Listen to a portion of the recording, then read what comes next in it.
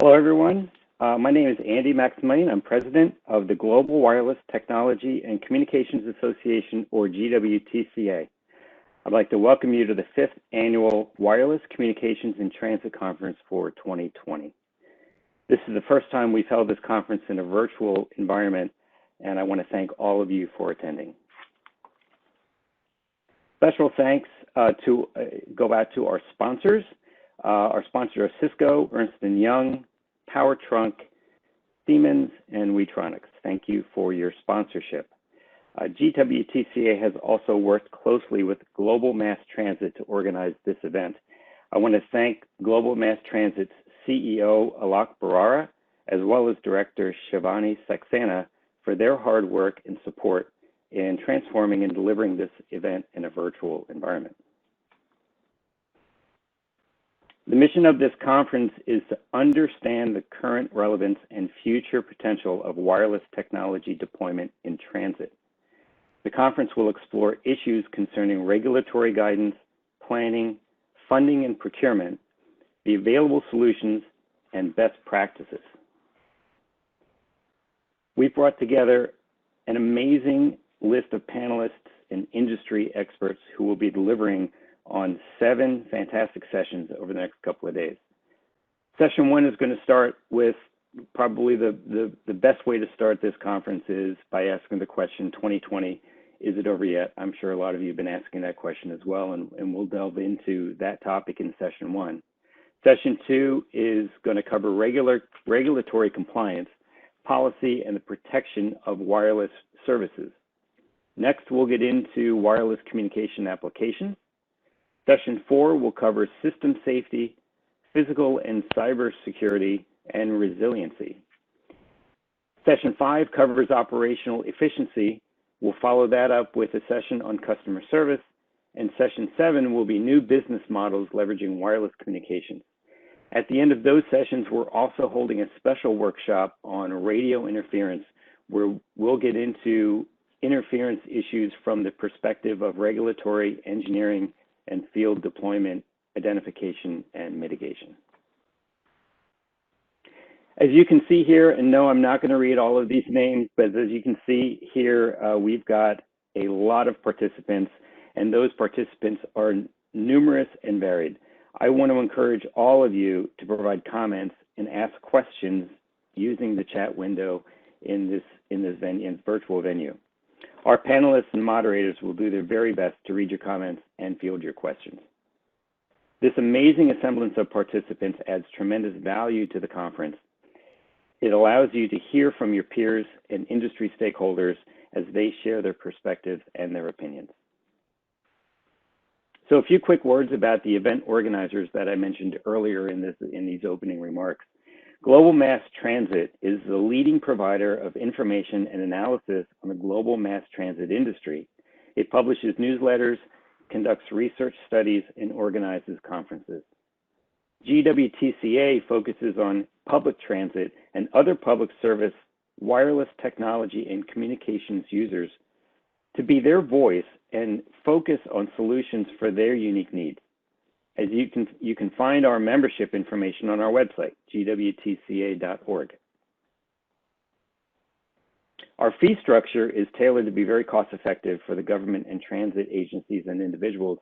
And I also want to mention that we have just announced a fee waiver option and a restructuring of fees that allows it much easier for government and transit entities to join and be a part of our team. This waiver that I mentioned designs you to join, recognize the value of your membership, and equip you with the information and experience to justify the low membership costs in the future. We're really excited about our growth here, and we're hoping that you'll consider joining us. So enough of the introductions. Again, I want to thank everybody for joining and spending the time here at this virtual event. Let's get on to the first session. And as I mentioned earlier, the first session is entitled 2020, Is It Over Yet? So during this session, we're going to be discussing a few different discussion points. First of all, we'll talk about what's happened so far this year. And obviously, The big event for this year has been COVID-19, and we'll get into that a little bit in just a few minutes. After we talk about what's happened so far this year, we'll get into how the events and the ripple effect of those events have impacted customer expectations. We'll also get into what agencies can do about these impacts. And finally, we'll talk about how wireless communications can possibly help. We have two panelists with us today, and I'll be moderating this first session. The two panelists are Jennifer Vitas, who is the Chief of Marketing and Communications at Metrolink, the Southern California Regional Rail Authority.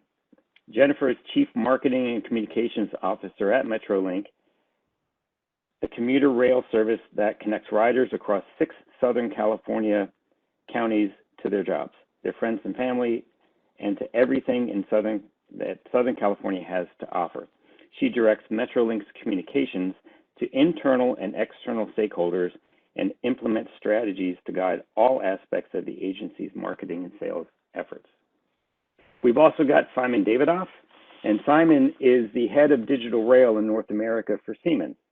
Simon leads Siemens Digital Rail Services business in the US, a business that uses intelligent sensors and advanced software platforms to put intelligence behind billions of data points created on the country's rail systems. This insight helps rail operators across the US improve their operations and create an internet of trains to bring infrastructure and vehicles into the digital era. I just read a small portion of each of our panelists' bios. Their full bios, which are impressive, are available on the event website. So if you want to read more about Jennifer and Simon, please feel free to do so. So as I said, so what's been going on in 2020? Well, obviously, I think everyone can agree that the biggest story of the year by far is COVID-19. The global COVID-19 pandemic has impacted the lives of individuals, agencies, and companies in many ways. Just some of those ways that we've seen significant impact from this pandemic are things like human health and safety, local, national, global economies, operating budgets and revenue, workforce effectiveness and functionality, and travel and mobility. We've had a lot of things going on here in 2020, but what COVID-19 has brought to us and the impacts and the ripple effects of that pandemic are probably something that I think I can say I've never seen in my life. So why don't we start with, let's start with Simon. Maybe you can start and talk a little bit about how things have changed for you and have changed from the perspective of a commercial or a corporate environment. Okay. Yeah, thanks, Andy, for the introduction and having me on this panel. I'm very honored to be here. So to answer your question openly, what we're beginning to see inside of Siemens, and just to give you some orientation, I'm very much on the service side of mobility operations and on maintenance. So I'm looking at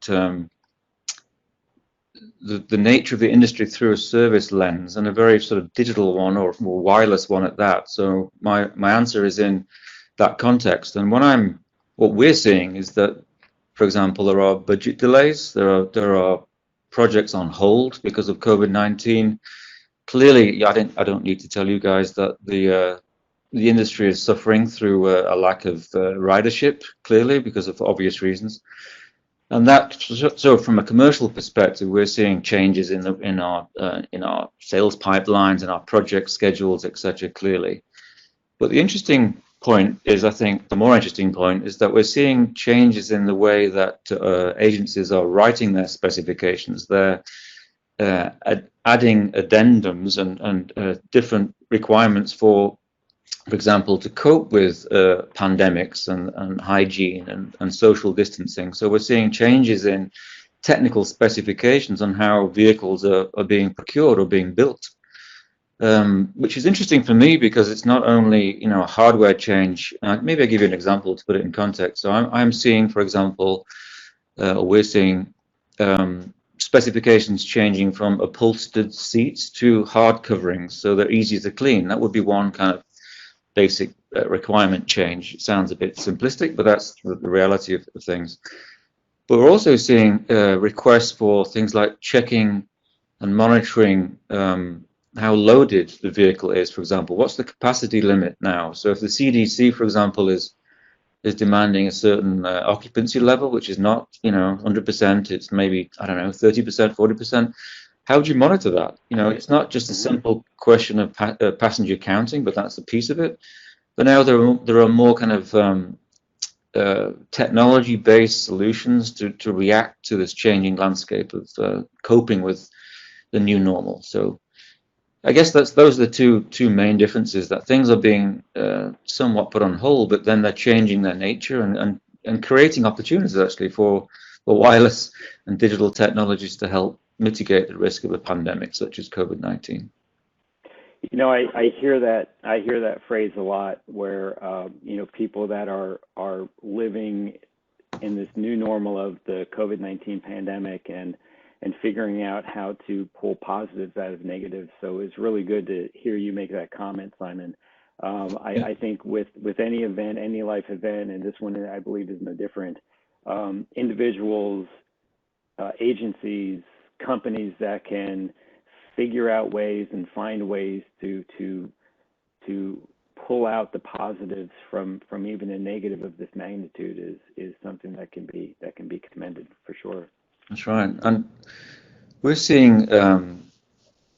Well, first of all, it's kind of in a way it's enjoyable to apply technology to a real live problem which is right in front of us like this. I think it's I guess from a personal perspective, an entrepreneurial perspective, it's a great, pleasing way to apply technology to solve a problem together with the industry. So it's a very much a, we've heard that phrase so often, we're all in it together, which is absolutely true. And I think the industry, the agencies, the suppliers, the vendors can all get together and together, tackle or help mitigate the risk of a pandemic like this, which is I guess it's, I'm doubling down on what you said. It's a positive out of the negative. Yes, well said. Well said.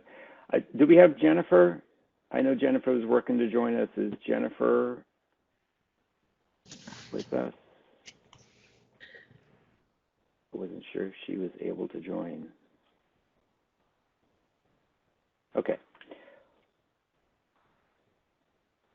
Why don't we move on? Let's move to the next topic that we were going to be discussing. Simon, hang on, let me just get to here.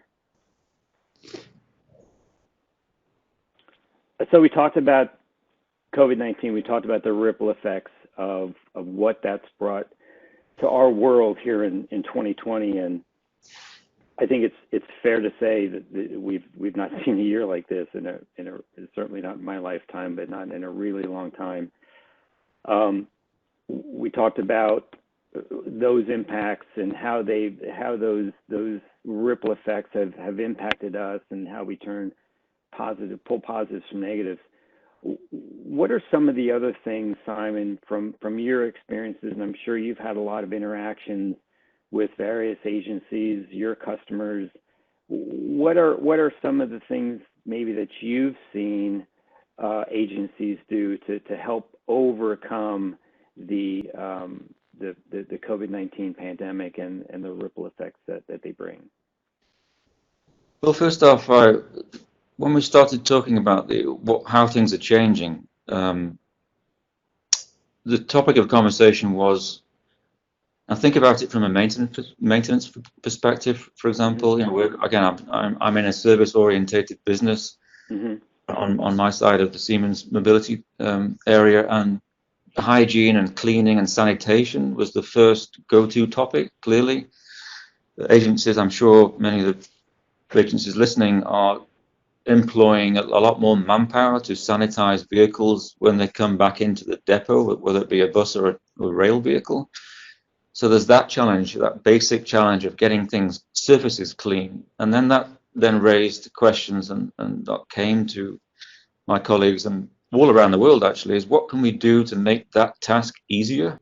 Is there a technology which we can deploy relatively painlessly, like UV would be an example, or some sort of disinfectant kind of spraying in environments, like we've seen inside of buildings, etc. So the basic part was, how can we help you with sanitation? Can we automate it in a way? And when you have sanitized the vehicle, can we log that? Can we maybe create a management report, so to speak, for the operational side of the agencies, to look at when was the vehicle last cleaned, to sort of track them, to manage the sanitation of the vehicle. So there's interesting use cases around that topic alone.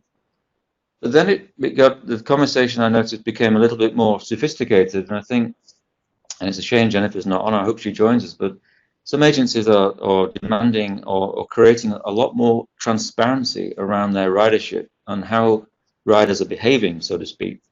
So going back to that example of loading, capacity monitoring, I've seen agencies look at, the ticket sales and the passenger counting per route or per vehicle or per station, what have you, so to try and generate some KPIs to see what effect the pandemic is having on ridership and what effect it's having on the dynamics of the scheduling. So you can provide that information back to the riders, back to the customers, so they can make more informed decisions to make maybe, if you like, a more socially distant commute to work, for example. Right. When it comes to dealing with and providing solutions to deal with the new normal that we're in right now with COVID-19, and do you see, obviously when we talk about transit, we're talking about a lot of different modes of transportation. Are there some things that you're seeing that are being done universally, and are there some things that you see being done specifically to buses or specifically to trains? Can you maybe talk a little bit from your experience with your customers? What are some of the strategies that you've seen employed that could be more of a universal, hey, for anybody in transit, this is something that you can really do and help mitigate, versus, if you're in the rail industry, you really need to be looking at this unique feature, this unique distinction of that mode of transportation versus something like, something that buses wouldn't need to worry about. Can you talk a little bit about maybe some of the commonalities and the unique perspectives of each transit type? Yeah, I'll try. I'm not so experienced on the bus side, but clearly there are some commonalities. I'd like to just go a little bit deeper on that capacity topic, if I may, because first of all, you can only really do that in any kind of meaningful way to give a real-time element to that and give passengers what they need, second by second or minute by minute as they're planning a route, by having vehicles, buses, rail cars connected. Clearly, there's got to be some data flow coming off the train. I would recommend, or we're seeing customers asking for, to give that operational transparency in the hands of customers and the operations of transit agencies as well, as near a real-time feedback as possible. So, for example, and this is a real example, it's actually done somewhere in Europe. I think it was, let's just say somewhere, it's in the UK, I should know, given my accent, but I would never have guessed. The train service in London, I think it was Thameslink, had realized that they could get that real-time feedback by measuring the loading, the weight of each vehicle, because interesting. And the devil's in the detail, because of course the weight sensors are not uniform across vehicle types. So if the data is available, you can manipulate that data to give a good approximation, pretty accurate, to the number of people on board, and therefore you can transmit that data ahead of time to the waiting passengers on the platform to say, don't stand here because car number 3 is at the CDC or the guidelines already, it's 40% full. Sure. Go further down the platform, if you will, on a more of an intercity mainline version of a train, and stand at car 6 because that's only at 10%, for example. And then there are sort of nuances around that. You could display that in the station, which is interesting technology-wise, because you'll have wireless communications from the train pushing that information to the passenger information system displays at the station. So there's an interesting, technology concept there of a mobile asset transmitting ahead of time. And then also, you could also deliver that same information, as I mentioned before, to the applications, the route planning, the travel apps, so you've got live updates, almost like in fact, there's a little, you may know this, a Google Live Transit app, which is kind of mapping where people are, second by second, like we do with traffic. So you can see the flow of passengers as it relates to the vehicle. And that, I think, is that's going to be a common new normal, a new consistent requirement, I think, depending on what mode of transport. Yep. Your segue is perfect. I wanted to ask one more question in the context of impacts and what companies and agencies are doing. And then I'd like us to kind of move into how wireless communications can help us. But before we get to the wireless communication solution, I think your last comment was just a perfect segue into my one question. And the question really stems from a podcaster that I listen to a lot. And the conversation on a recent podcast, just maybe within the last week, was focused on COVID-19 and the new behaviors, the new habits, the new activities that we're seeing as a result of the situation that we're in. And they were talking about things that COVID-19 introduced into our society, but we believe, or we would like to see carried forward as part of the new normal. And the example that they gave was employees at supermarkets wiping down shopping carts. Sure would like to see that stay, even when we come out the other side. That's a really nice thing to have a nice clean shopping cart to go in and do your shopping. What are some of the mitigation strategies that you see in transit from your perspective? And I understand, you're on the commercial side, but from your perspective, what are some of the mitigation strategies, the new activities, whether it's minimizing the capacity on trains and buses or the sanitation?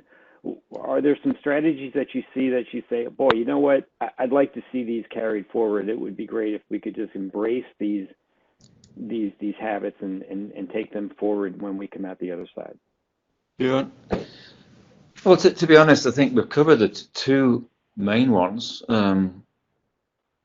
Sanitation procedures and making that visible. Like you said, it's a great example of going to a supermarket and having your trolley or cart clean kind of in front of you, so to speak. Right. Service is always very powerful when you can see it being done. I think we're going to have evidence of it being done. So I think there's going to be, just to kind of build on that a little bit, there's going to be some visible KPIs, visible evidence of, almost like you see in restrooms and airports, where you've got a little smiley face where people can give some feedback. I think the feedback to the customer to give them that security and peace of mind that the vehicle has been sanitized is going to be a feature, as well as the actual carrying on of that sanitation procedure. I agree. And I think also that information, again, it goes back to the feeding through different communication mediums, through apps, handheld apps, through passenger information system. Also automated announcements on the vehicle, I think, is another element. I think there's lots of different ways of getting this message, that this API, this monitoring message that's being then fed back to the audience, so to speak. I think that's definitely going to be something that carries forward, and which is all related to the same question of hygiene and transparency. Right.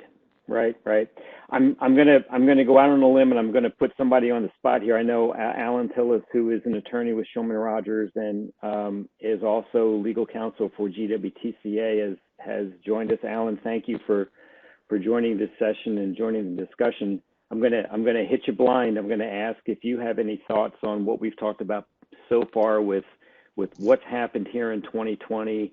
What have been some of the reactions? What have been some of the mitigation strategies? What would we like to see carried forward, when we come out the other side? Before we get into the wireless communications discussion, anything to add to the conversation? Sure, and I appreciate that. The first step is we have here a mixture of both public and private entities in transit. And there are some questions that arise because of COVID that are different for each type of entity. And one of those questions is, what is the legal liability of transit in this COVID situation where perhaps a particular agency didn't do all that it could to prevent a spread? Is there legal liability there? We're very much in a kind of brave new world that I think that is a different answer for public versus private and has to be explored. The other important point is, I think in the next question you're going to ask Simon, Simon's going to tell you about all these great kinds of sensors that are available these days for transit that before COVID, we never thought of being useful for COVID, but certainly can be. Anything from heat sensors to when Simon was talking previously about weight. There's a lot of information here that can be collected, and agencies were in the midst of doing all kinds of upgrades and seeing what they can do to make their operations more efficient. But some of those things can be used to track and detect COVID transmission. So Sure. we're going to collect all this information. What are we doing with it? Are we keeping it secure if we're keeping it at all? Are we going to be able to make that available to potentially law enforcement if requested?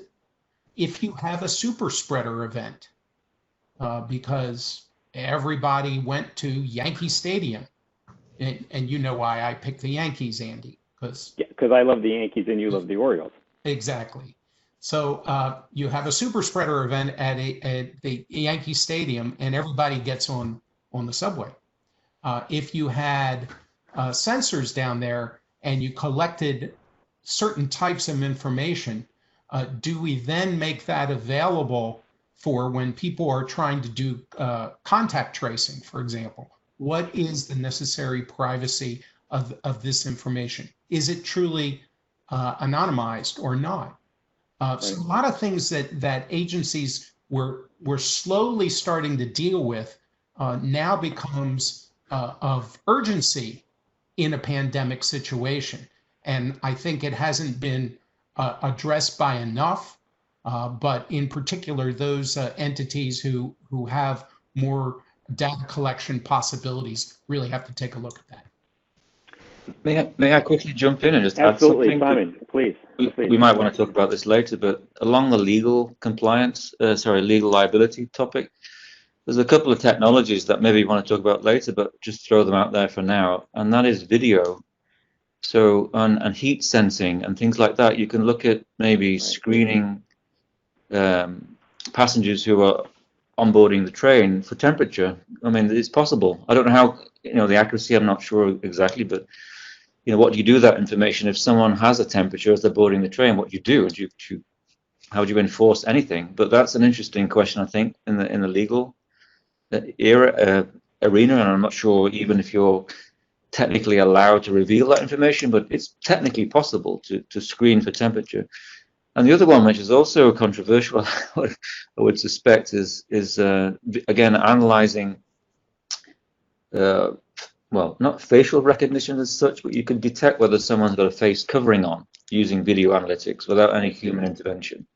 Again, you could report like 60% of your ridership that day were wearing face coverings, which is maybe a useful management metric, but can you then do anything with that information legally? I don't know, but I just thought I'd throw the video piece out there because that's an interesting, has these legal dimensions to it, which are fascinating to discuss, I think. And that's helpful for contact tracing. Right. If you've got a positive person and that person rode the subway that day and you have video, then you can track that person in there, figure out everybody who was in proximity to that particular person who wasn't wearing a mask, and perhaps through facial recognition, perhaps get through to them. So a lot of privacy implications there. Yes. Well, the privacy is a great point, Alan, and Simon, great comments. I believe one of the challenges, one of the concerns that the transit industry has now and may have continuing into the future is when we increase the technology, increase the views and the checks and the inspections, because we need to make sure that we're healthy in this environment. I'm sure there are people that think this will be the new normal, and you're not going to just check my temperature and for the next 6 months. This will be something that you do permanently. Maybe I'll start with you, Alan. Have you seen, or maybe I know you have some clients in the transit industry, have they been facing this concern that some of the temporary measures that are being put in place might end up being permanent from the ridership perspective, and that kind of raises some concern, and maybe they don't want to ride the bus or the train at all because, oh, now you're going to take my temperature, and it's not going to end when COVID's over. It's going to be there for a long time to come. How do you manage that ridership concern, or maybe even, if I could be so bold as to say, fear? So far, the discussions that we've had, because most everything has been reactive to the urgency of the situation. So there hasn't been a lot of exploration as to, are we keeping these practices post-COVID? Right. I think most of the conversation has been something you alluded to, which is, do we get people back? Right. And more importantly, what's the cutoff point? So if tomorrow, lovely, we have a vaccine, wouldn't that be wonderful tomorrow? Well, just because we have it tomorrow doesn't mean we have everybody inoculated the day after tomorrow. Right. So at what point is there enough, don't want to use the word herd immunity because that implies non-vaccinated folks, and don't want to confuse, but at what point are enough of the local populace inoculated so that you can have no real distancing required or these measures? I think as we get closer to that point, which I hope we do soon, we'll be able to address that. I just don't think that a lot of folks have talked about it yet. I think the transit industry, like many other industries nationally and globally, are struggling with how do we get them back? How do we get them back post-COVID? That's going to be a challenge.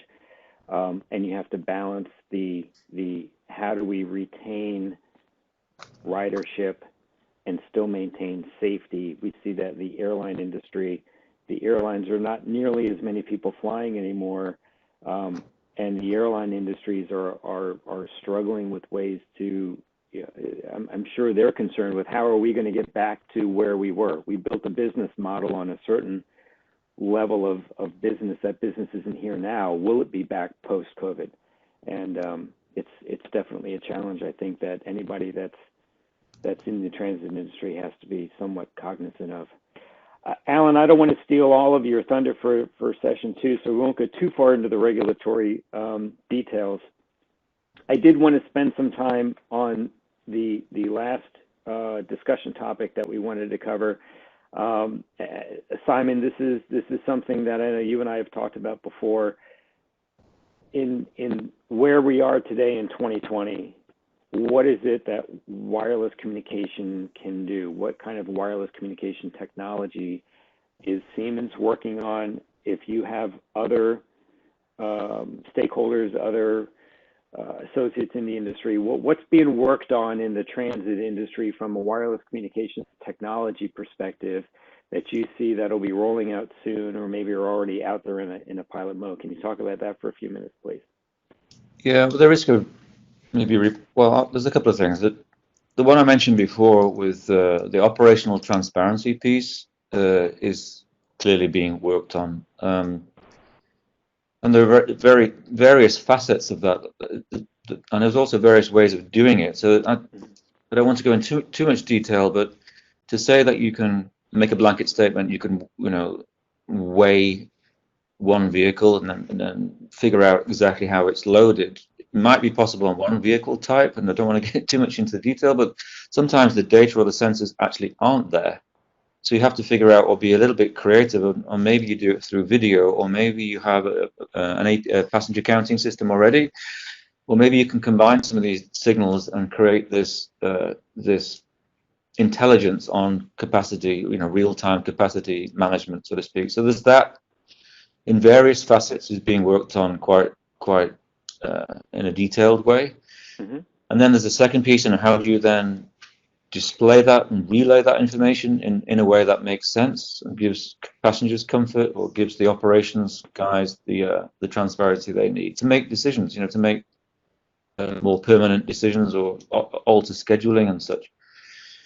But there's a whole bunch of other things as well, which I can't claim that we've got solutions for. I think the industry is talking about other things, such as how can you manage the airflow inside a confined envelope. I mean, the aircraft industry you mentioned, I think we've all experienced the sneezing passenger in the middle seat, or trying to adjust the airflow so it deflects anything coming in your space. So the whole question of can you be clever about designing your vehicles to sort of direct the airflow in a safer way?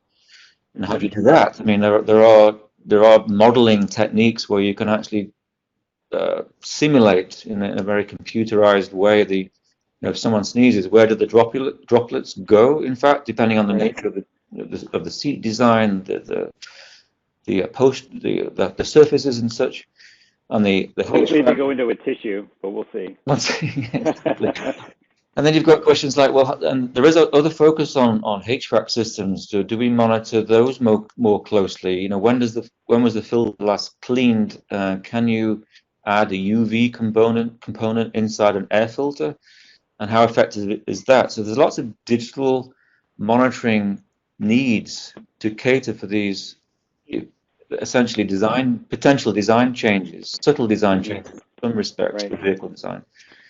So you can imagine a service offering that you provide when the vehicle comes in for refurbishment. Let's model the airflow. Maybe the doors need to be open longer.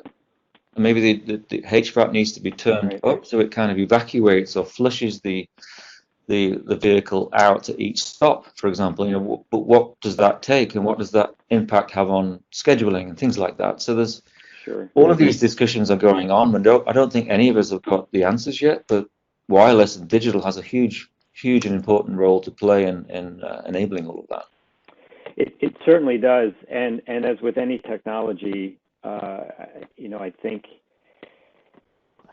it's fair to say that our transportation infrastructure here in the United States, and I'm sure in other countries around the world, are, shall we say, mature, whereby technology isn't a one-size-fits-all. So I'm sure that the age and the maturity of some of the transit industry infrastructure, the age of the trains, age of buses, the railways, the bus routes, how does the maturity and the variability of the infrastructure that you're trying to accommodate with your wireless technology, how does that impact you, and what does Siemens do?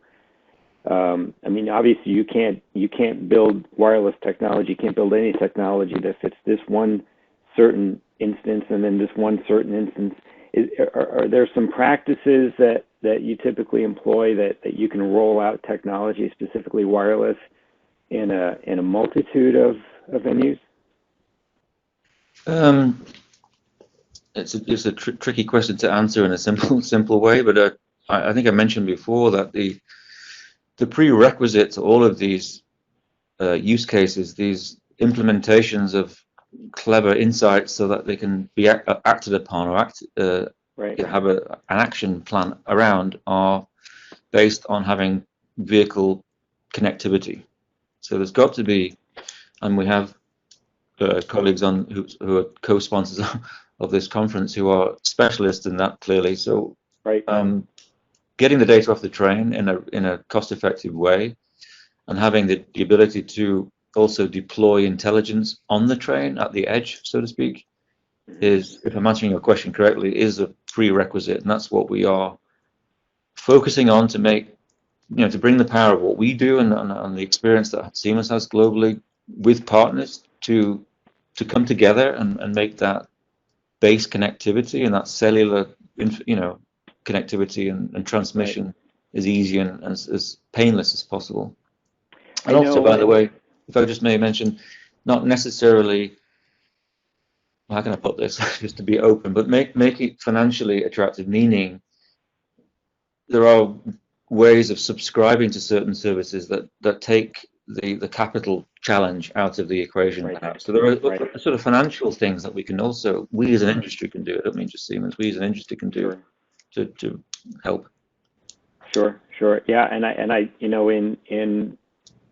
in my other hat that I wear is designing wireless technology for infrastructure, and I know that designing wireless coverage in a small home versus a brownstone is very, very different. So I always say with lack of specificity, you have to plan for maximum flexibility. So that was really where my question was focused with. I'm sure there has to be a degree of flexibility to make your technology actionable and applicable, but still make it somewhat profitable. Obviously, I mean that is a component. I applaud your efforts to do the right thing, but Siemens is still a for-profit company.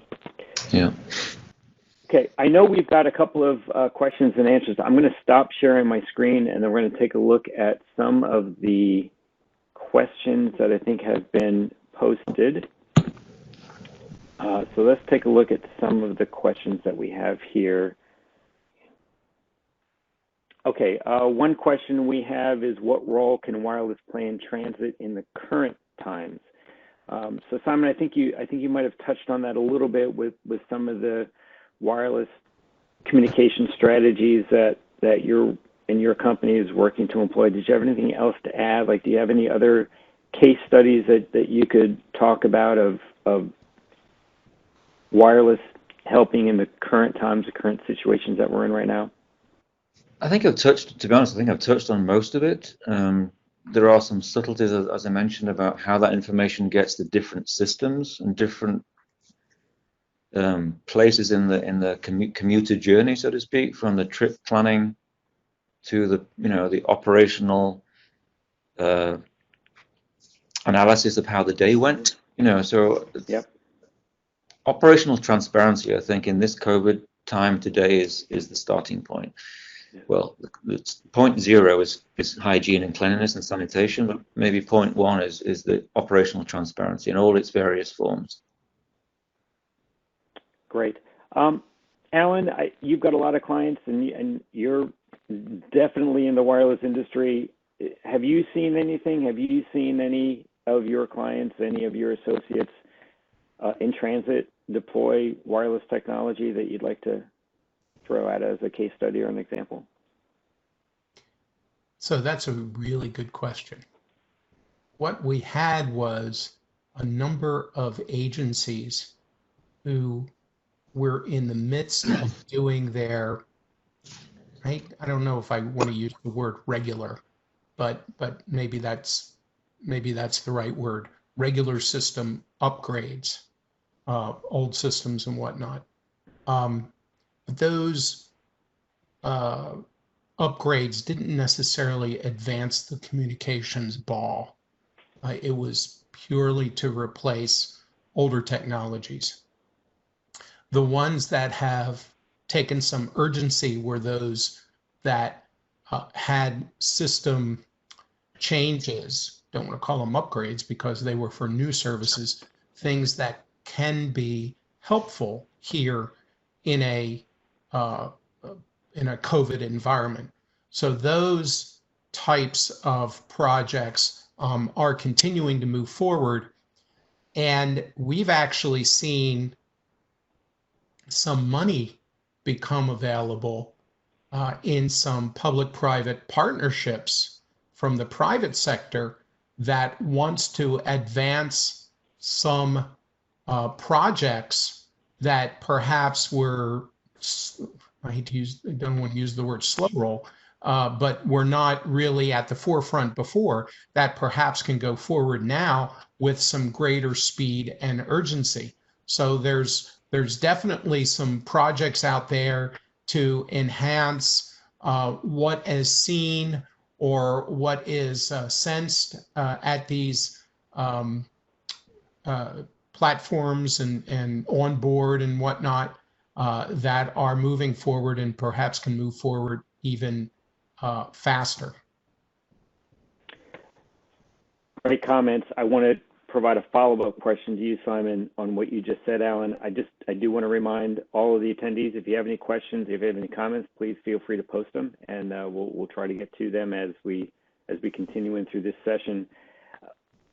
Simon, have you corporately seen assistance aid from countries, with federal grants, and have you seen the efforts that you've been putting forth in the wireless communications development, getting the wireless out to kind of help our current times? Has that been subsidized or supported by either the U.S. or other countries from a funding perspective? Do you see that at all? I'd love to say yes, but to be frank, I haven't yet seen. I've heard discussions that it might be coming, but I've not seen hard evidence yet. I have to be honest. No, I'm not globally aware of that. I'm keeping my comments just to the US, really, or North America. Sure. Yeah, I'm sure it's coming, but I don't think it's arrived yet. So Okay. I haven't seen it yet. Yeah, we'll keep our fingers crossed for sure. Yeah. Have you obviously I'm sure there's been, all companies, all agencies, all authorities have seen some sort of an economic impact in the time that we're living in right now. I'll start with you, Simon. Have you seen how has Siemens dealt with what I'm sure they've seen a decline in budgets and decline in revenue? Has that, if you have a decline in your revenue, but you don't have an offsetting funding source that's from the government, it seems like that's a really tough spot for any company to be in, for any authority to be in. Gosh, my ridership has gone down, my revenue has gone down, I still got to keep the trains and the buses and the planes going. How do you do it? Have you seen that instance, and are there any strategies that you can comment on to say, yeah, we've seen it, but we've done these things to be more mean and lean to kind of keep the lights on? Yeah, there's a couple of, I shouldn't mention the contract names, but we've had service suspensions, or our customers have, and that affects us because we have maintenance contracts, and we've been asked to sort of draw them down, as it were. And that has a direct impact onto employment levels. Although I can't speak formally for Siemens, I don't know of anyone who's been we've not reduced headcount, but Sure. Yeah. But we've had to redeploy in a smart way to make sure that we're protected. I guess I'm lucky to work for a large organization with strong finances that we have actually offered. We have a financial services arm, as many big corporations do. So perhaps companies like in the private sector have financial assistance programs that we can actually, help finance customer projects together. Sure. In a public-private type situation. Yeah. And I mentioned before, I've seen RFPs, being worked on feverishly and then pulled by agencies because of COVID and budget delays. Yep. At least they're not cancellations; they're clearly postponements. So it's a matter of just getting through this, and maybe, as we said before, redeploying some of the smart technology into helping provide a solution, and thus, projects will then free up again. Right. Alan, any comments there? Have you seen anything from your perspective with some of your clients? Have you seen them have to kind of draw back, still maintain their mission objective and tighten the purse strings in order to do it? How do they manage that? Well, first of all, it's dependent upon whether the project in particular is one that is under some kind of deadline or not, say positive train control, or whether it was just, as I said before, an upgrade. So we're in this terrible spiral now. So we have transit agencies that have less ridership, therefore less revenue, as you mentioned, but also not only the same costs, but increased costs from the need to do more cleaning and things of that nature. And so where does that money come from? Well, if it's not coming from ridership, bad time to raise fares, it's going to come from the local government. Oh, but wait, the local government has far less tax revenue right now, and thus Right. it's not coming from there. I've seen enough of my restaurant friends and clients complaining about still having to pay the same amount of money for their beer licenses or whatever it happens to be, but they have declining revenue. So we're in this terrible spiral right now where the next thing that the transit agencies have to worry about is, even if they're able to survive, how much of the ridership is coming back, not just because of COVID concerns, but because now we're doing webinars instead of seminars. Right. So we're not traveling to work as much. How many companies have now said, big companies have now said their workers, even post-COVID, can continue to work at home? So that will have a dramatic impact on the amount of ridership that nobody really knows. Nobody can really say how much that will be. And therefore, that gives that agency even more difficulty in not knowing what their expected revenue is. So it's a very hard time for them. And the concentration now has to become on those projects that are necessary to meet a mandate, or very importantly, projects that are designed to reduce costs. And that's huge, because our wireless, our communications projects, every one of them is designed to make the costs for these agencies lower, whether it be sensors, whether it just be better communications. That is exactly what a telecom project is designed to do. So we're hoping that at the end of the day, not only the agencies, but those that fund the agencies will recognize the importance of these telecom projects to reducing costs, or perhaps revenue from partnerships with telecom companies that want to use the right of way, carriers that want to use the right of way for other services, and therefore get some additional other types of revenue to an agency. We're hoping that folks will now recognize the importance of these telecom projects to survival of transit agencies. I think it's a great point. I've heard on a number of occasions people that live in major cities, and the officials in those major cities have realized that it was an unexpected consequence, but the traffic jams in some of these major cities has suddenly been solved. People are telecommuting more. There aren't as many people on the roads. And now, Alan, I don't know how long it takes to drive to DC now, but I can guarantee you it's less than what it was in November and December of 2019. So I think your point's very well taken.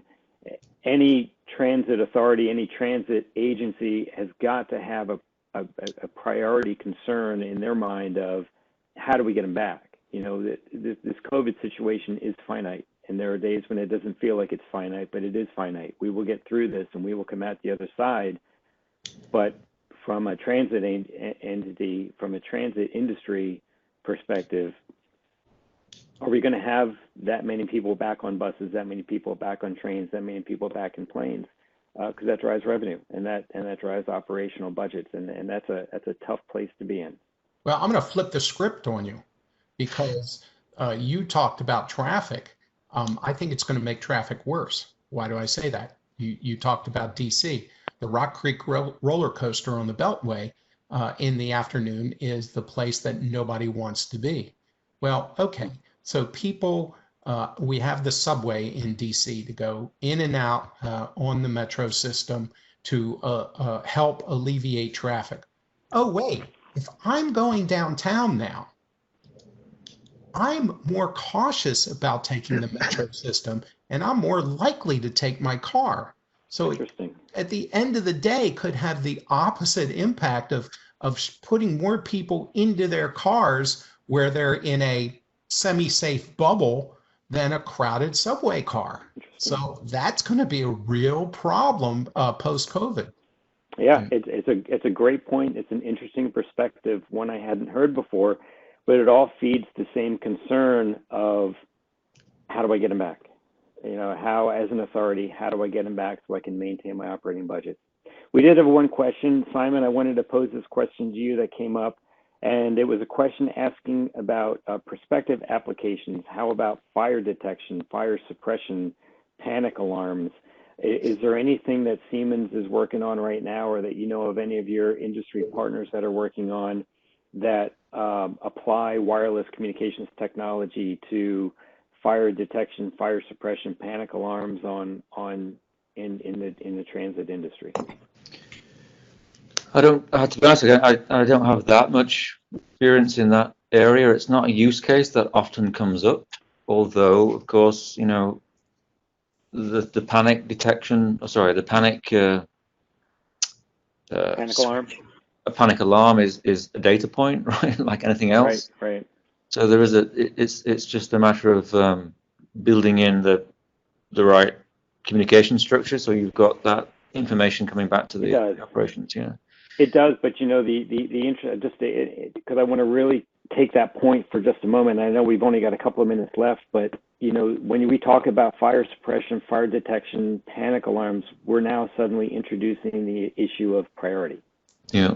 So now you've got, they're all data points, you're right, but now you've got different priorities of data points. That maybe a panic alarm data spurt has to take a higher priority because of what it's carrying. Is that something that you see as well? Do you see a priority being established, a priority being assigned to the various data that's transmitted wirelessly?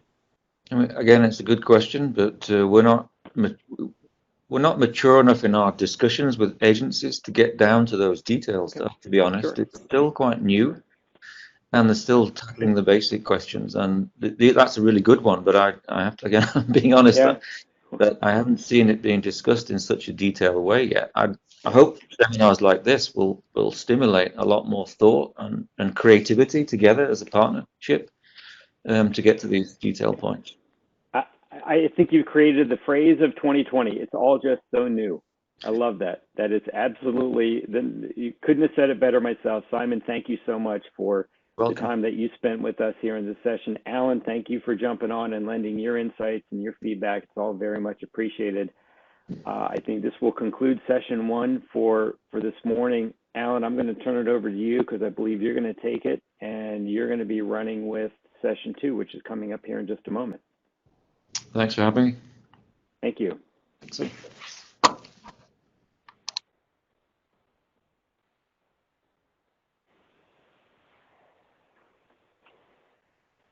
Okay. And Alan, did you see the note about Jennifer joining? No, I did not. So thank you for that. Okay. So Jennifer has joined us now.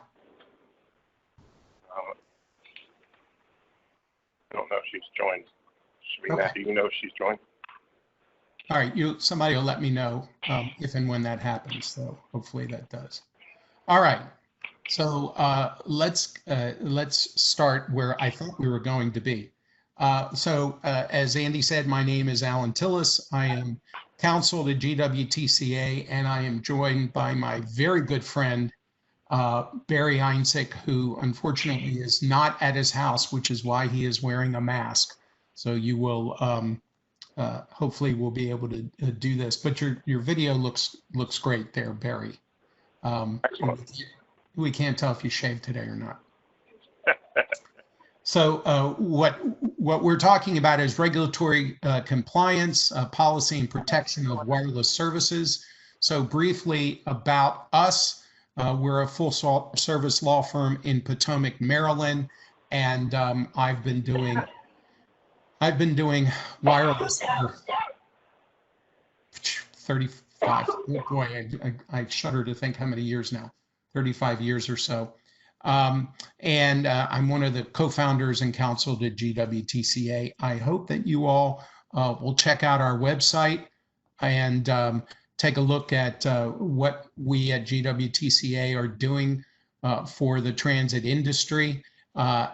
We serve at the law firm as counsel to a number of transit agencies, and I'm doing PTC work for the New York MTA, the MBTA up in Boston, the Alaska Railroad, and all kinds of folks, as well as providing comments to the FCC in a variety of proceedings on behalf of this industry. Okay, so what we're trying to do here is to give you some information about the most commonly misunderstood things from a regulatory standpoint. So I'm not going to go through everything, a whole FCC presentation. Rather, I'm hitting highlights of the things that are most commonly problematic. So let's talk first about licensed versus unlicensed services. There's several different ways to look at this. There are, in licensed spectrum, you have shared spectrum where two or more licensees are sharing the exact same channel, and you have exclusive spectrum where it's only a single licensee.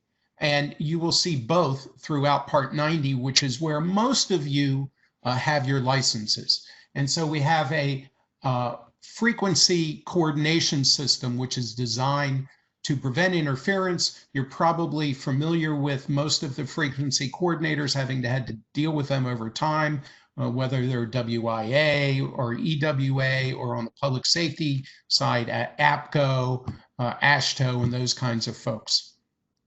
And this is typically over here on the right. I just happened to pick up a New York Metropolitan Transportation Authority police license. This is the typical authorization that one would see with frequencies down the left side. And the station class usually tells you whether it's a shared or exclusive channel, but not always. It depends on the frequency band. Then there's the concept of primary and secondary services. So if one is a secondary user on a particular frequency, be them licensed or in some cases unlicensed, secondary services may not cause and must accept interference from primary users. So that's a really big deal for everybody to know and make sure that they are primary or know that they are secondary. Another area that is a lot of confusion is waivers. So the FCC can grant a waiver of virtually any rule upon a showing of good cause. In our particular case, you can look at the waiver that we got. It was actually a modification that we got from the FCC for the New York MTA in order for them to acquire spectrum acquire more spectrum to do positive train control. We actually traded spectrum with the FCC, trading some spectrum that the MTA had within New York City and some surrounding areas itself for some spectrum that they needed in some of the more suburban areas. And that's available on the FCC's website. But it has to be a really unique situation. It has to be a purple cow. And people not familiar with waivers laugh when I say that, but it really is a term of art at the FCC, a purple cow. What is a purple cow? Is it something you've ever seen? No, it is a really, really unique thing. Your situation must be that unique as a purple cow. It cannot be something that would be, oh, Barry, now I notice you're wearing a purple shirt. So that's just Perfect. Yeah, what are you trying to say, Alan? Thank you very much. Oh, gosh. Oh my goodness. How did you know I would be doing this? Okay, so back to the purple cow. You have to really truly be kind of a one-off situation. If it's something that anybody could be doing or anybody has the same problem, then really that is a rule change as opposed to a waiver. And in those situations, the FCC will say that we need to do a notice of proposed rulemaking to actually change the rule. So the FCC cannot eviscerate a rule section through the grant of multiple waivers.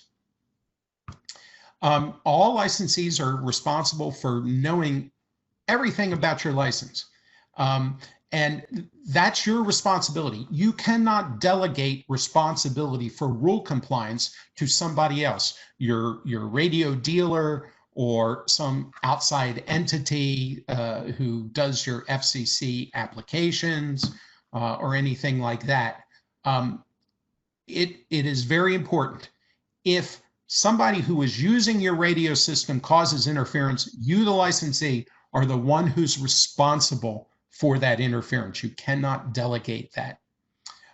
Something that we see happen all the time on a weekly basis is some licensee not aware of their construction deadline.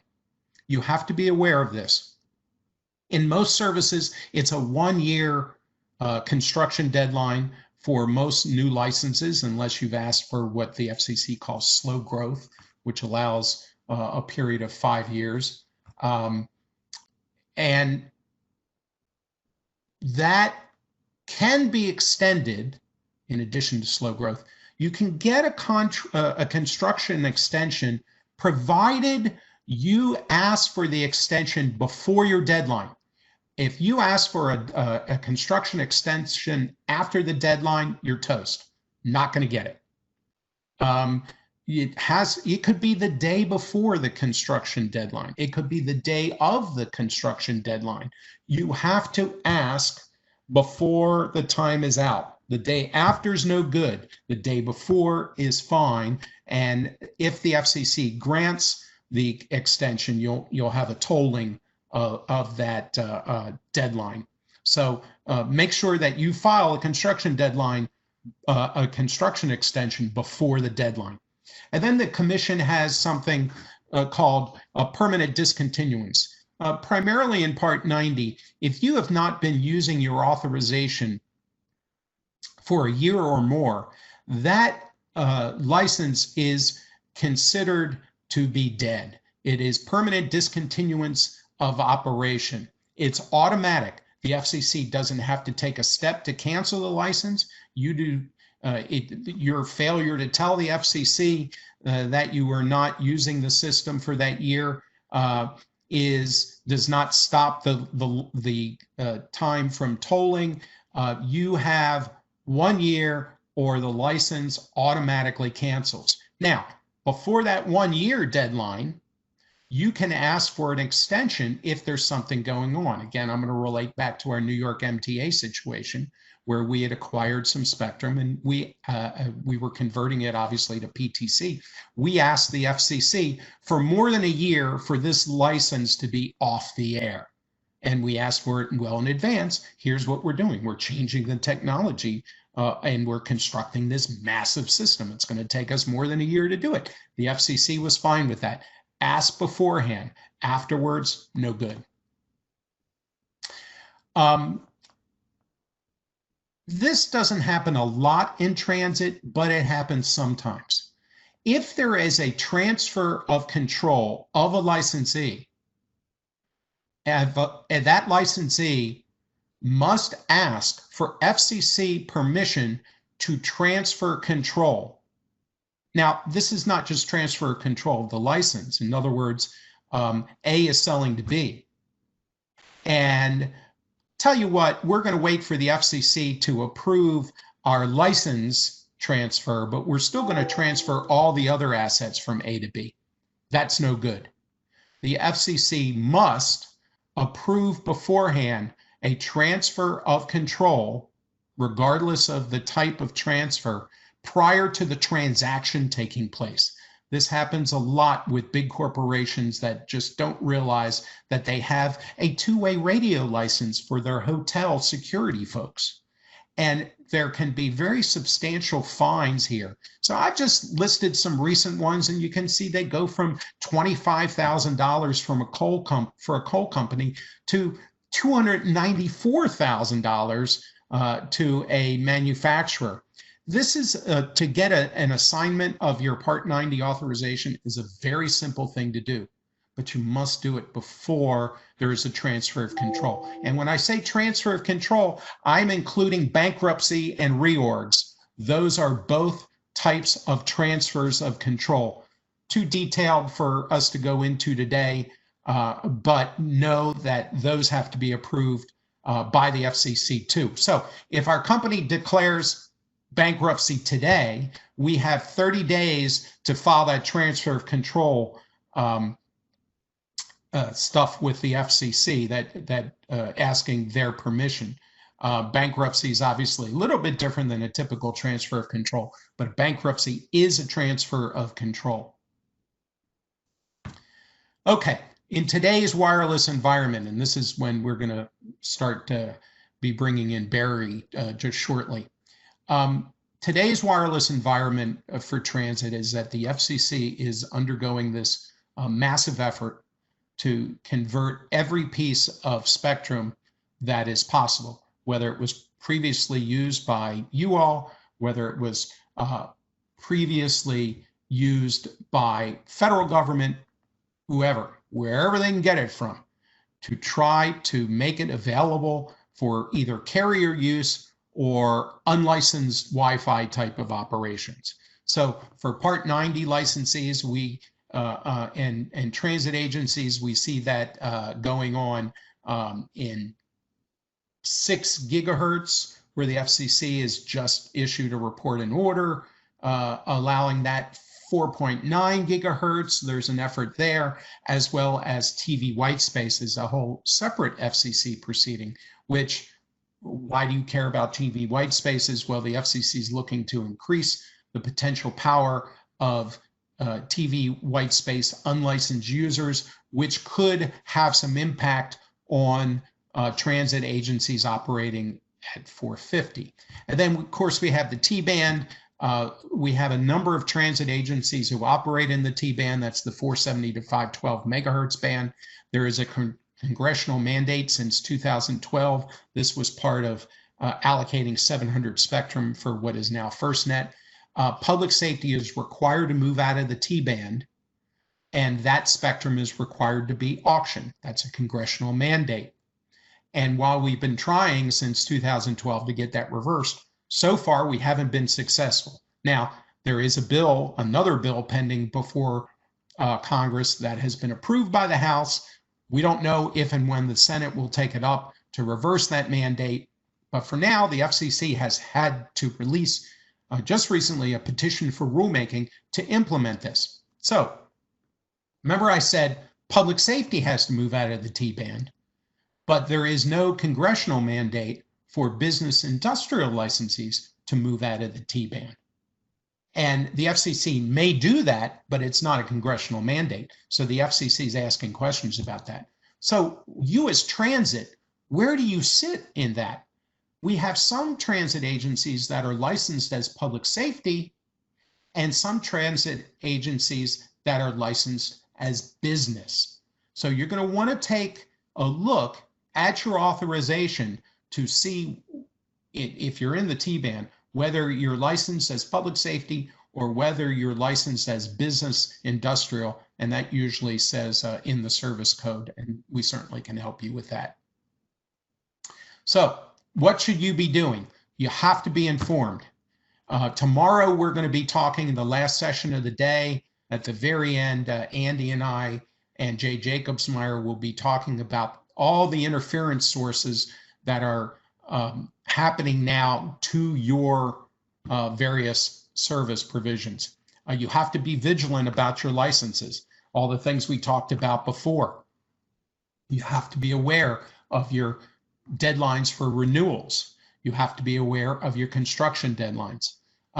If you're looking to acquire spectrum in the future, you think that 3 years from now, you're going to need it for XYZ project, do not wait, because every day, less and less spectrum becomes available for transit. Through our trade association, we're trying hard to make sure that we retain spectrum for our business, industrial, public safety users like transit, but we need your help both in terms of your membership and your activity. So there's a lot of things that that can be done at the FCC with your all participation. So we need you to participate, and we're not talking about big dollars here at all, particularly as Andy mentioned this morning, the ability to have transit agencies have their membership dues waived. So be involved and take advantage of the education that's out there so that you can be fully responsible for your licenses and know what's going on. So with that, I'm going to bring Barry into the conversation. Barry, what I'd like you to do, if you don't mind, is kind of give me a little bit of your background. I mean, Barry and I met when he was at Harris, and Barry was the chairman of the Joint Council on Transit Wireless, which was this is this volunteer group with the good folks at APTA, and then he moved on to Cisco, and we did some more things together there, and now it's with Econolite. So Barry, what is it that you do at Econolite? Thank you, Alan. So Econolite has really three groups within it. There's what most people know as the traditional traffic signal control systems. So we build and sell traffic signal controllers as well as the software to manage those systems. We also deploy, operate, and maintain those back-end systems for customers that want that capability. And then our third group is really the consulting team, which consults with customers, cities, states, national governments around the world, and private corporations on what they should be doing for connected and automated vehicle systems. So what people call driverless cars, but all of us wireless geeks know there's no such thing as an autonomous vehicle. All vehicles are connected in some type of wireless communications. Those are really the three main practices. I guess if I was going to put it into a wireless context for background, my journey started about 15 years ago when I first got involved in some projects in Maryland to try to figure out how to use wireless for ITS systems and connected and automated vehicles. And what was troubling for me at the time was it was clear that we understood that connecting cars together, car-to-car, car-to-infrastructure communications, could save about 40,000 lives per year. And we knew what the technology was, and we had the spectrum, and yet nothing was getting built. And so when you compound that, right, we're making quite a bit of financial investment over the COVID response right now. That's killed about 140,000 people. In automotive, we kill about 40,000 people every year just in the United States. And yet we weren't making any of those efforts. So I really spent a lot of time over the last 15 years trying to understand why that wasn't happening. Was it a technical problem? Was it a business problem? You know, where the challenges start at? And that really started my advocacy into licensed spectrum and wireless communications. That's excellent. So you obviously, first of all, I really appreciate you joining us. It's truly extraordinary that you have are agreeing to do this, even given your current situation. So it's, thank you. I can't say enough. And let me also give you a very public thanks for working on the agenda for these 2 days for us. It is much appreciated. So based on all the silly things that you heard me say, can you narrow it down on the things that you see in all your transit work of import that either A, expands upon some of the things I pointed out, or B, maybe some things I missed? Yeah, so I think probably the place I'd like to start that piece of the conversation is sort of what's changed, right? And if you think about things from a kind of narrowband perspective, moving into broadband, from an analog moving into digital, right? And then the last piece, which is all of us as consumers and our desire to, basically broadcast everything, right? We're talking over a wireless network now, at least on my end. I'm on a Wi-Fi network at the hospital. I suspect many of the people on here are using one or more multiple wireless networks. So in that environment, it has changed the value of what we use, right? Years ago, wireless spectrum was fairly inexpensive, kind of laid fallow for a lot of use cases. But as we have better technologies, more digital technologies, wireless spectrum has become more valuable. And I think this has sort of grown up around the transit industry, and the transit industry hasn't stayed contemporary with the times. And I think there's a lot of reasons for that, and we could go into, all kinds of conversations around why that's the case. But the practical reality is that we don't have that unified voice, either just transit or across municipal governments, to say what we actually need today. How do we deploy, operate, maintain what we need today? And then how do we plan for the future? If I was to query this audience right now and ask them, what are the broadband functionalities that we need in mass transit in, say, the next 5 years or 10 years? And what spectrum, what CONOPS, what use cases would we need to develop? There is no consensus. There's no body that is saying, here's where the future of wireless communications is going, right? There's a great look back, but there's not a great look forward. And then if we knew that, who would we articulate it to so that we could actually start to work on the technology and the business case to be able to get that spectrum, right? So we're sort of in this, I don't want to say it really negatively, but we're sort of coming in this morass of we know we have a challenge today, and there's no activity towards making it better tomorrow. And yet we know that we're going to continue to consume more and more data and more bandwidth. So we're going to need more than what we have today. I appreciate that.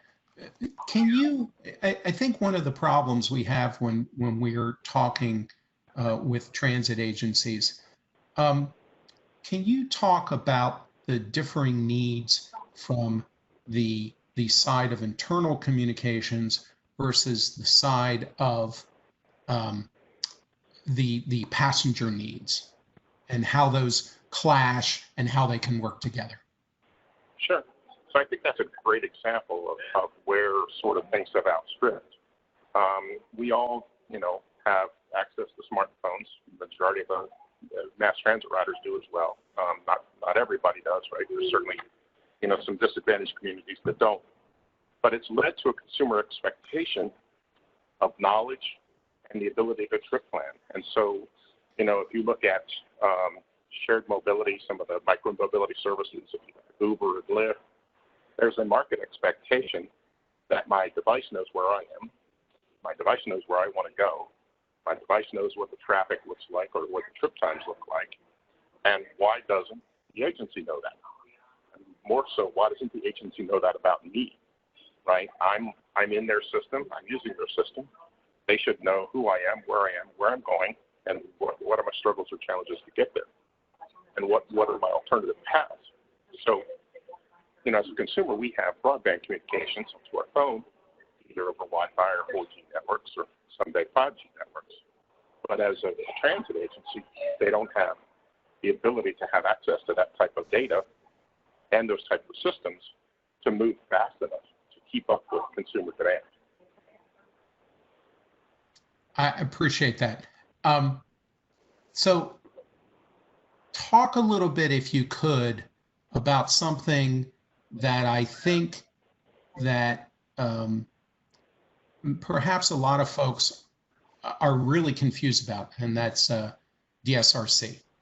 And when you talk about DSRC, I'd like to hear how you believe that plays, and transit in general plays, into truly what makes a smart city and the sharing of all of this data, whether it be DSRC with infrastructure, what's the big picture that is being envisioned by the deep thinkers like Barry Unsick? Okay, well, thank you. So I think DSRC, or let's use the 5.9 gigahertz spectrum as a more general conversation, really points to some of the challenges that we're having, right? So we've had the spectrum in some way, shape, or form available for almost, some will say 20 years, it's probably been more like 15. And we have had a very slow path towards product development and implementation. And because of that, the technology has been surpassed in many shapes, right? And so the business model and the technology have gotten mixed to the point where it's been hard to separate those two. And part of the reason for that is that we have two different organizations. You mentioned mass transit. In the case of mass transit, you have the transit agency that owns the vehicles, and you have the city, either Department of Public Works or DOT, that owns the signalized intersections and infrastructure. And because they've never been able to join together, the transit agency will typically build a proprietary radio network, or even more ancient technology, an optical network, right? To build some sort of prioritization.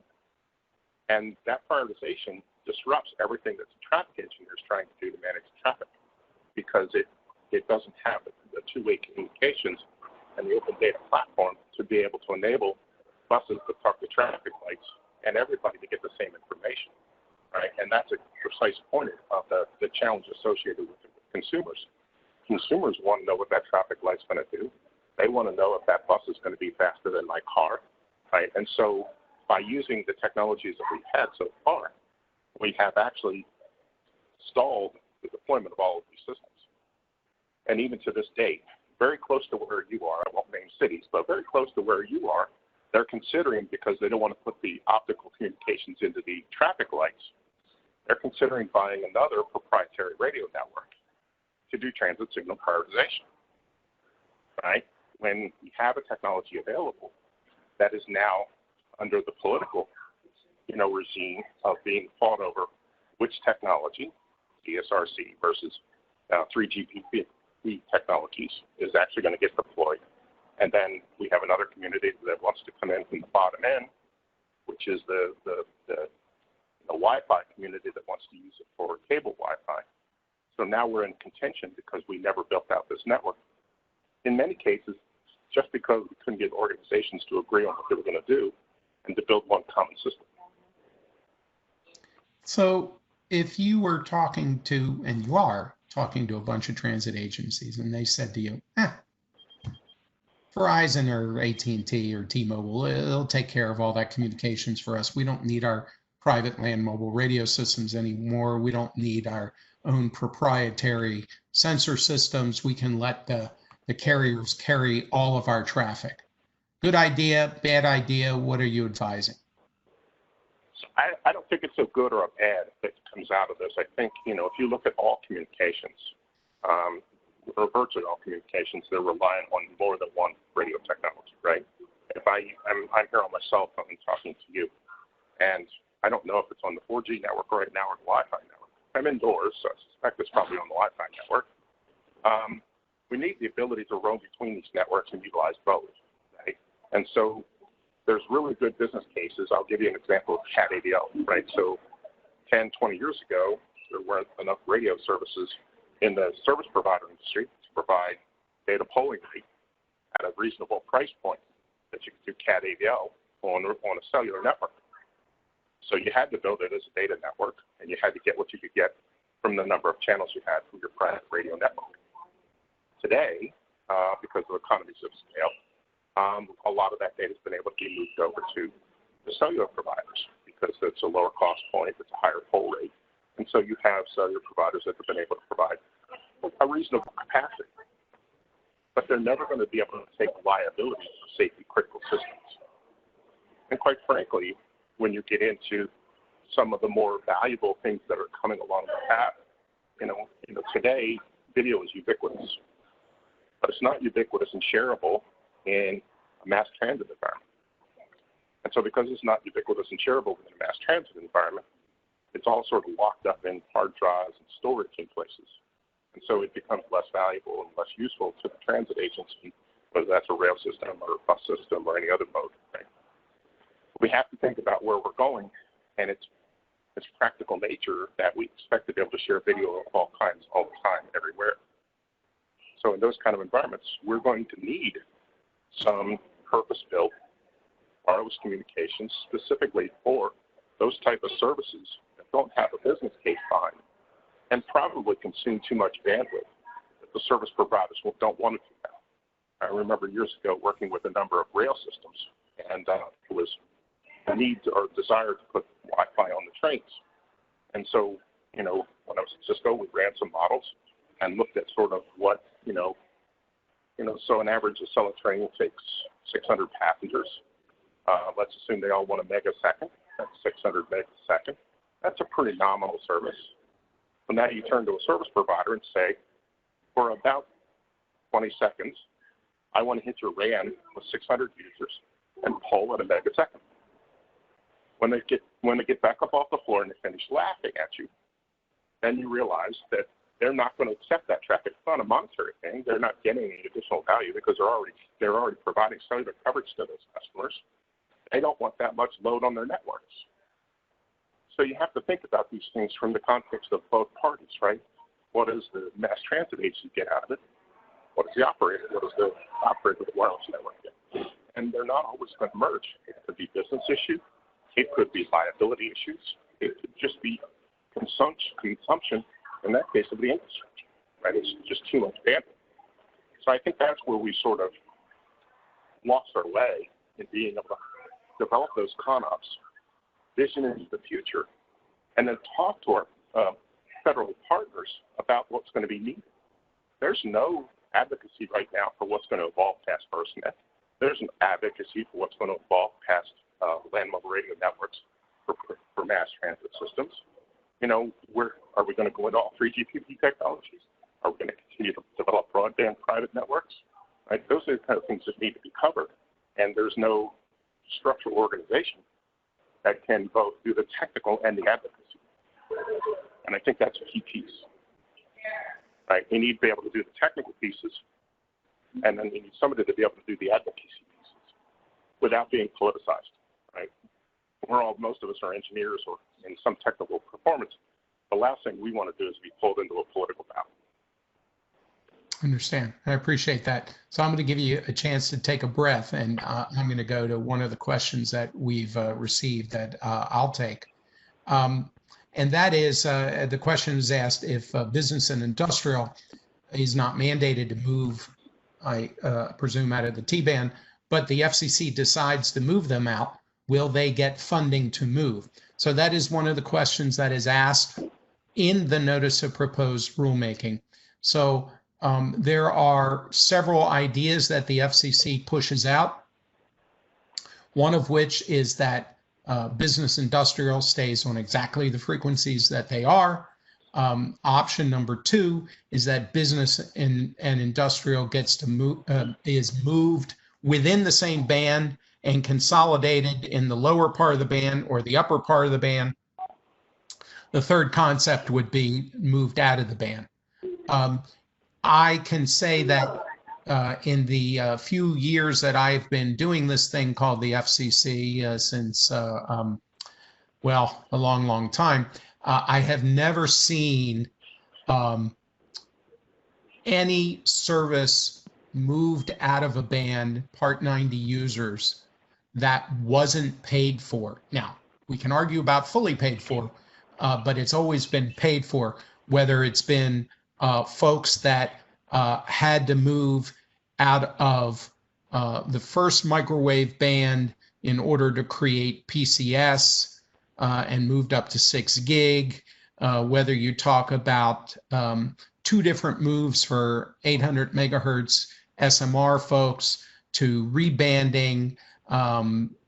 There hasn't been one to date that hasn't been paid for, but those are exactly the kind of comments that you want to be making at the FCC in this rulemaking. The FCC needs to hear from T-band users either individually or through their constituent trade associations like GWTCA.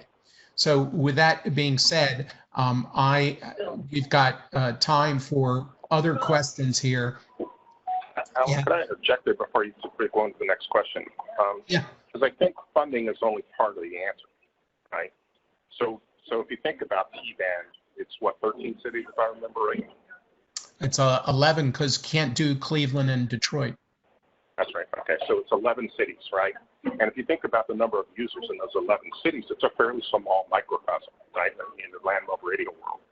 So to me, the question should be, what do T-band users in that space in mass transit really want from a wireless communications network, right? What do they need to develop for to be able to build something that's meaningful? Because you don't want to go like for like, right? Narrow banding for narrow banding, or just going to, from T-band to another narrow band, it's not going to solve the problem. So you can ask for money for something that's in legacy technology, or you can develop what you actually think you need from a CONOPS for wireless communications for mass transit. And through developing that, then actually ask for something from a technology as well as from a physical perspective that's more meaningful, right? And I think that's where we get lost, is we miss the future of where wireless communications is going for mass transit. That is such a fantastic point. And that's exactly what we did in 800 rebanding.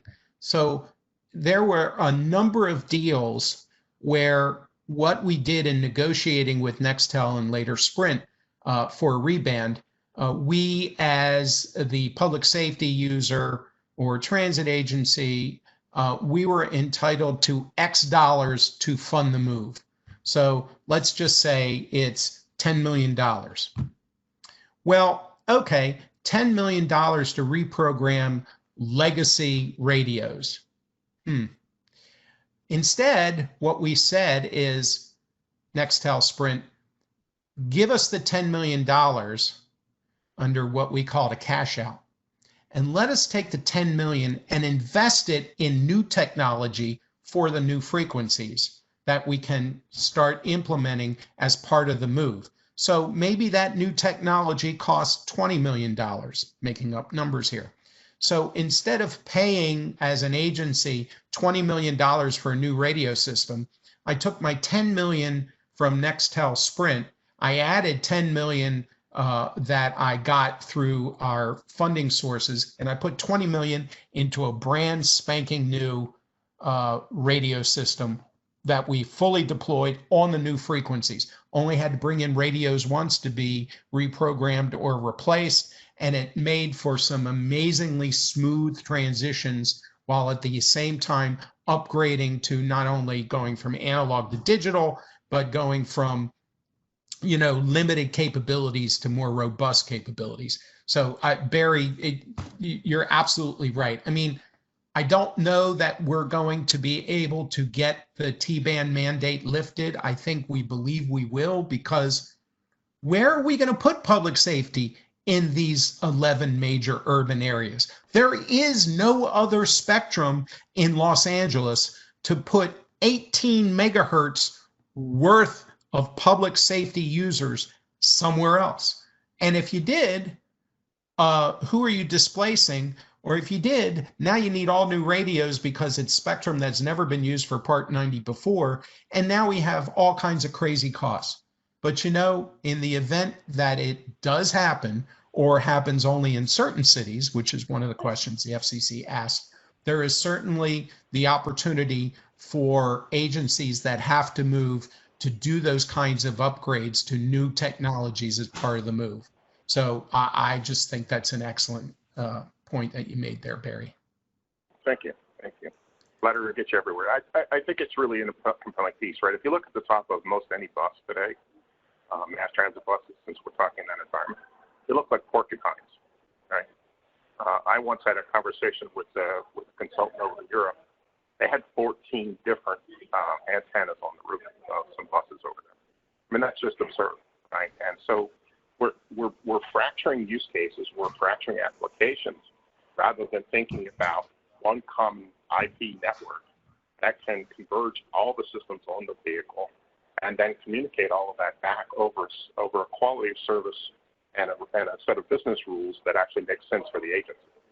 to me, that's where we need to kind of focus our time. Perfect, perfect.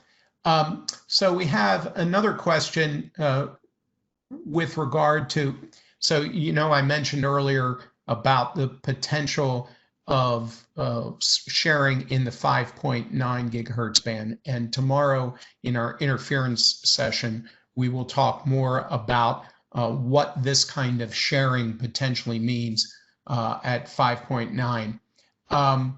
So the question was, with regard to 5.9, should the transit community via GWTCA be advocating with the FCC for reserved bands or priority use in 5.9 for train control and operational services, similar to the April UITP ETSI decisions and upcoming country harmonizations? Has that ship sailed / train left the station here? Barry? Well, I won't handle the political part of that because you're closer to that than I am, and certainly I don't make any guesses about what goes on inside the Beltway. But from a technical perspective, it makes absolute sense, right?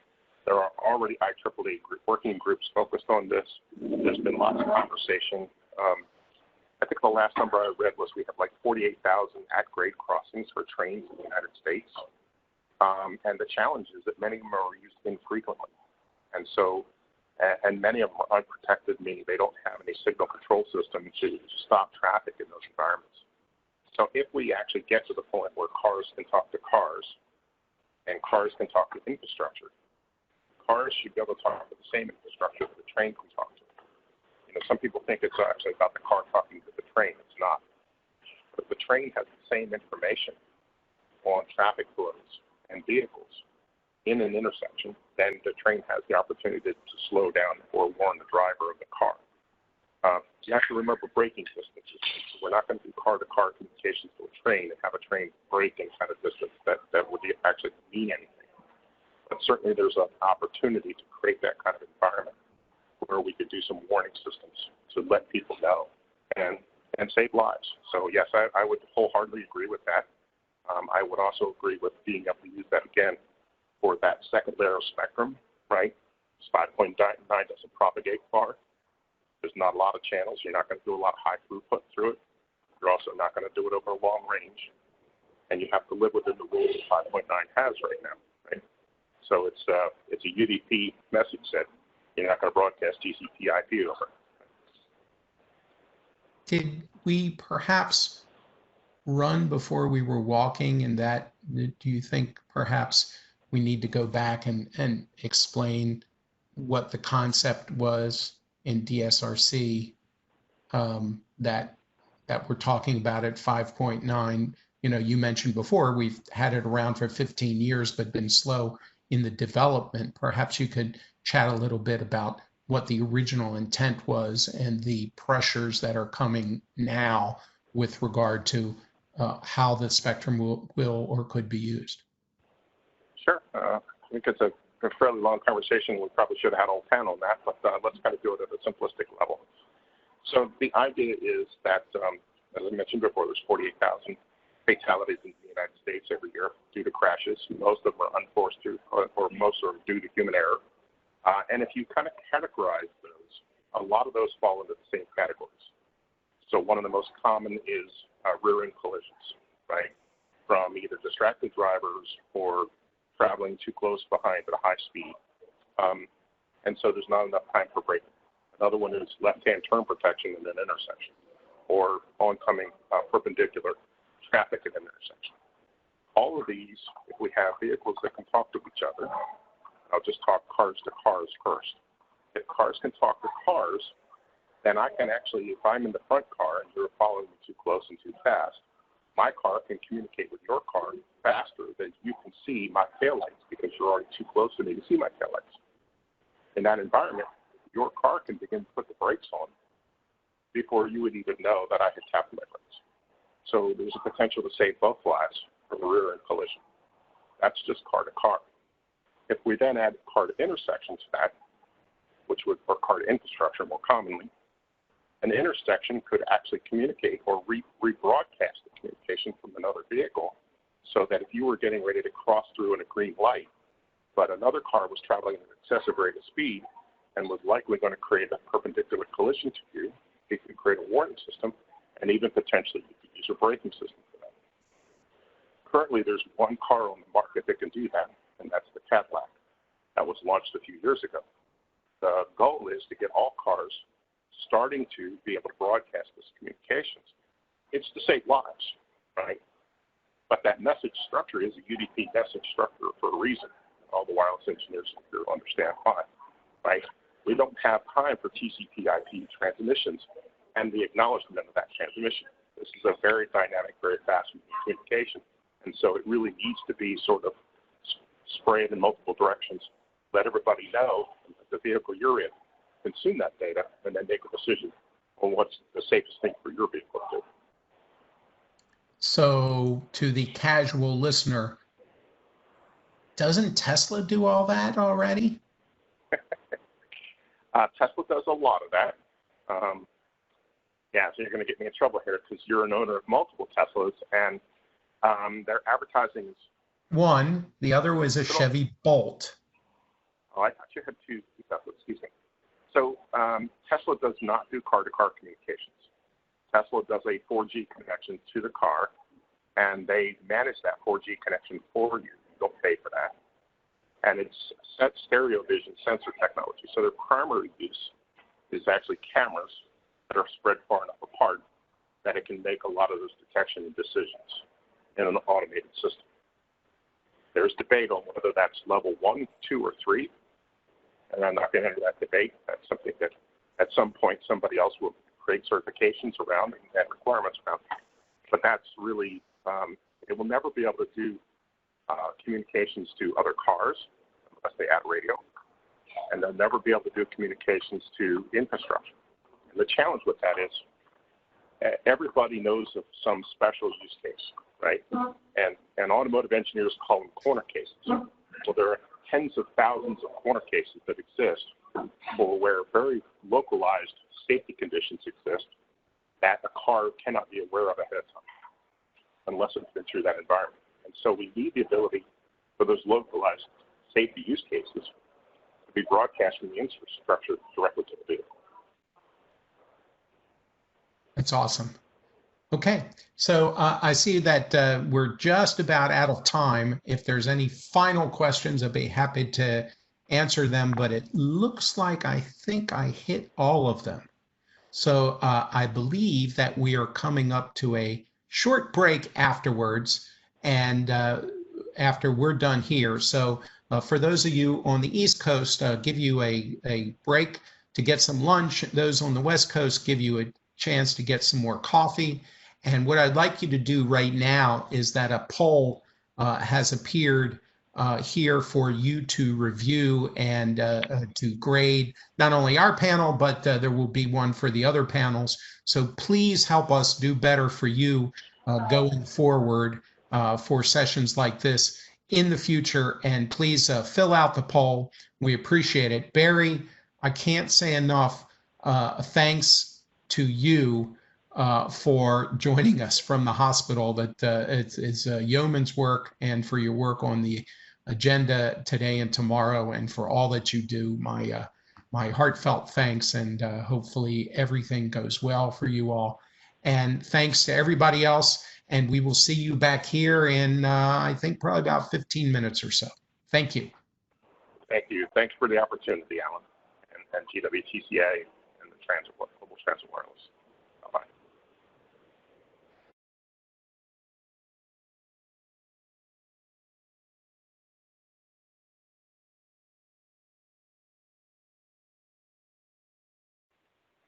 Hey, Kyle, you might want to check your audio. We're having a difficult time hearing you. And get that out of the way early, so now everyone else won't have any more technical problems. So good afternoon, everyone. Thank you for coming back and joining the sessions this afternoon. Hopefully we'll keep them as intriguing as this morning's sessions were. There was some really good information that was shared. Hopefully we'll keep that same energy and keep that same level of knowledge sharing going on and be beneficial for your time and energy today. My name is Kyle Connor. I work with Cisco Systems. I am the Global Transportation Principal. So I'm responsible for various modes of transportation and trying to understand the communications networks that are required to accommodate them. Today we are joined by a great panel of industry professionals, some from the industry themselves, some from the agencies that need to deliver the outcomes. I'll turn it to each one of you individually if it's okay. We'll start with Clint Hunter. Clint, if you'll introduce yourself, and then I'll let you pass the ball over to Matt, and then Alex, and then we'll come back and we'll actually kick this thing off, if that's all right. Sounds great. Well, good afternoon or good morning for our West Coast persons that are joining the conference. My name is Clint Hunter. I work for the Metropolitan Atlanta Rapid Transit Authority. We hardly ever say that word out loud. It's always MARTA. Been working in transit now for 26 years. Wow, time flies. And what I do for the authority is I am a systems architect. I work in the engineering department now. I used to work in the technology department. And it's my job to sit between management's business needs and the engineers to help them craft systems that create the business outcomes that we're looking for. So it's a pleasure to be joining you here in the conference, and hope we can all help each other out. Matt, if you'll introduce yourself and give us a little bit about what you do, that'd be great. Sure. Well, thank you for having me today. Again, my name is Matt Allison. I serve as the Chief of Transit Operations with COTA, Central Ohio Transit Authority, Columbus, Ohio. COTA serves a 5-county region, including Columbus. I've been with the transit agency 31 years, going on 32. We are in a growing area, Columbus. We have approximately 1.2 million people in the Franklin County area, and we're growing by 118 people per day, expected to be 3 million people by 2050.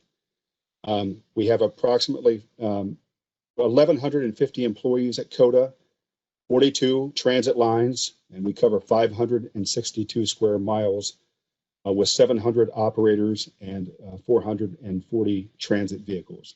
It's a great privilege to be with you today.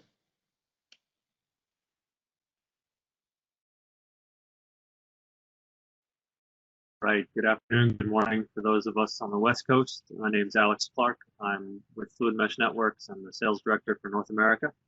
We've been working with critical infrastructure owners and transportation systems across the world in digitizing the communication to their vehicles and helping facilitate a number of exciting applications that we'll scratch at today. Very happy to be here, and hopefully this is a productive conversation for everyone attending.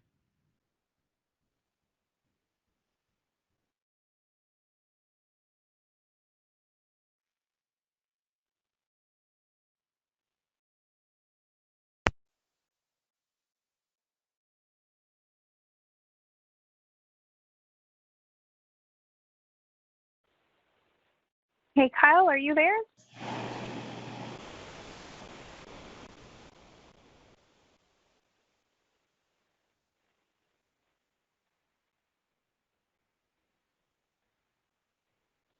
Kyle, we're having a hard time hearing you.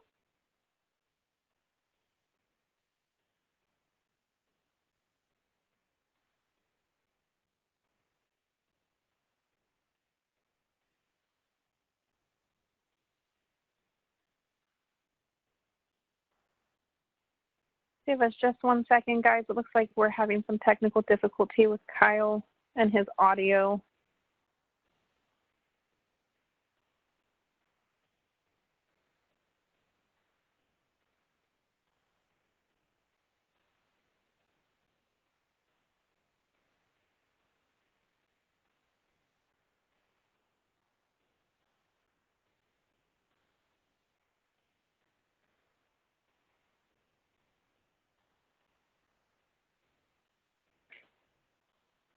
Hey, Kyle, we're having a hard time hearing you. He's talking to himself. I think he's having a hard time hearing us as well. Yeah. I've reached out to him in Teams. Does anybody else have an idea? I put a in the chat window as well to him. Sorry about that. It sounds like I cut out at some point in time. Yeah, at the beginning. Okay, good to go. Can you hear me now? Let me pass you the ball back so you can reshare. Yeah, sorry about that. This is a fun day of technical difficulties. Okay. Maybe try cutting your video. It might help with the bandwidth. That works. 1 second here, and I will do that. So, is this better? You can hear me now, though? Loud and clear. All right. So I guess I was going for, and I don't know where everybody cut off, but there are a lot of different technologies and applications that are being applied throughout cities and domains. And there is a need for all of these different technologies to communicate wirelessly. And there is a myriad of technologies in which to do that, right? There's narrowband, there's broadband, there's different types that fit in between there. There's the vehicle-to-vehicle communications that Barry was talking about earlier with DSRC. And all of these types of applications need something. And so today, through a part of this conversation, we will address some of the technical concerns, issues, limitations that are out there. We'll walk through possibly some policy and funding aspects that are around wireless communications. And then I think everyone's interested in, what's impacting in today's environment with COVID-19. So I'll stop sharing video because just tee everything up. But I wanted to kind of start kicking off maybe a quick conversation. Let me get up one thing here. Sorry about that. So we'll start with some technology point of views. Technology is often deployed in transportation to look at safety, right? But when we start looking at wireless communications, we get connected. And now agencies can not only improve their safety and their operations, but now they're able to gain new data insights, right? So as the world becomes connected, we get to see where people are moving, where cars are moving, how are they moving compared to the traffic light timing systems, or how are they moving compared to the bus and the rail arrival. So I wanted to kind of kick off with, as we gain new data insights, what is that doing for us? And so I wanted to maybe throw this over to Matt, if that's all right. We'll start with you, and you kind of explain a little around how is providing service normal operations, right? And not worrying about maybe COVID today, but what is it like in normal operations? And maybe help us understand, is your agency leveraging any cloud-based technologies in order to gain those data insights? Okay, sure. Thank you, Kyle. So yeah, in our world, data is king. A saying that we have here is that we have been data rich, but analytics poor. And we're trying to bridge that gap at CODA. So for us, we're tracking things daily. Like you said, pre-COVID or post-COVID, it's all critical to us. Our farebox system is a critical part of this. We need to know where customers are boarding, where they are going, what fare media they prefer, paper pass, smart cards, apps, cash, things of those nature. So we are able to track transit ridership by stop, and that's very important to us to understand our customers, and also to make decisions on how to keep our customers safe and where we should put service in the future. Something that we're very excited about is a pilot program that we have with Trapeze software, and this is called a vehicle intelligence pilot. And this pilot allows us to track, using the cloud, real-time data on our fleet. And we can tell exactly where our fleet is. We can tell details about the fleet, more than what you would get from the CAT AVL system. But we're able to tell, how is the vehicle performing? What is the temperature? Are there any maintenance issues that we need to respond to in real time?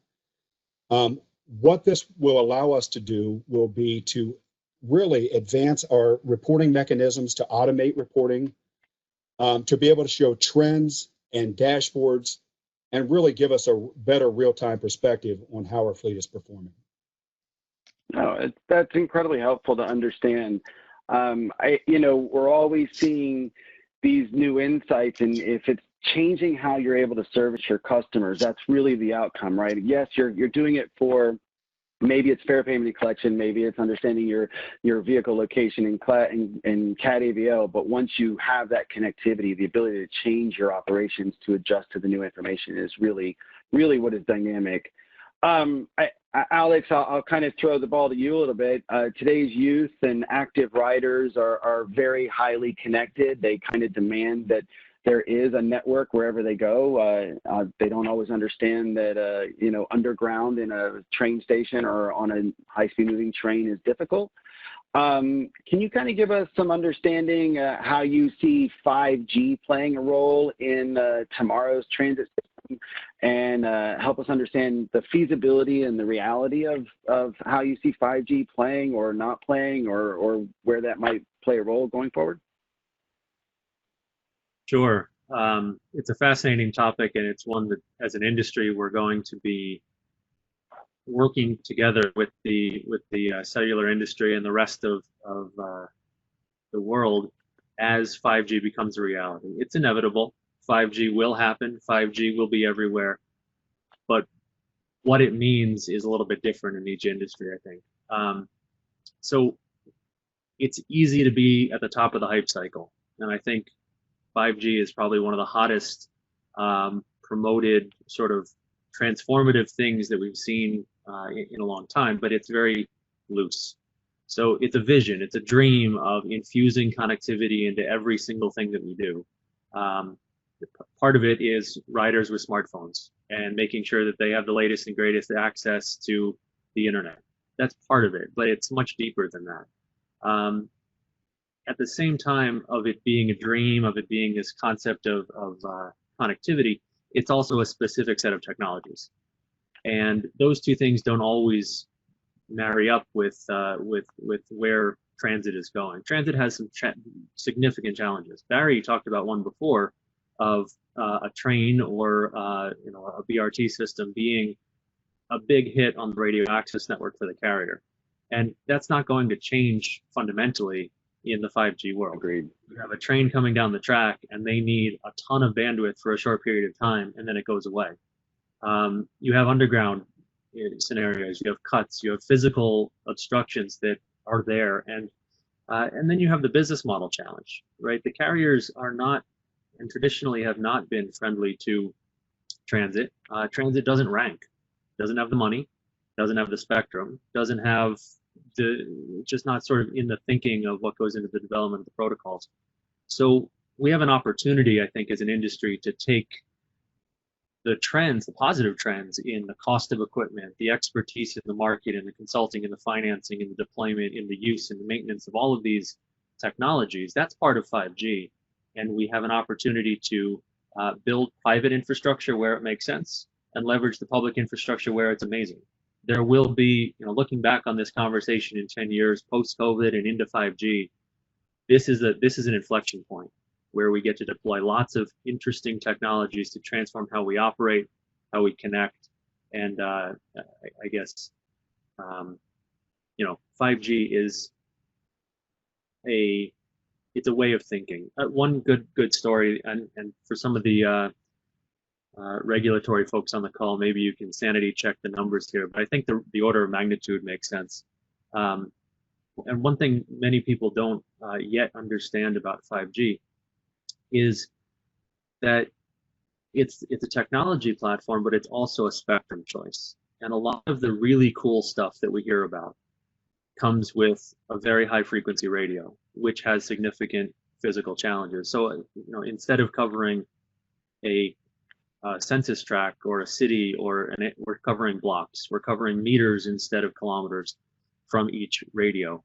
One analogy I heard was, so Verizon operates about 75,000 tower sites across the country, macro cell sites. In order to cover Manhattan alone, the estimate is about 100,000 5G base stations.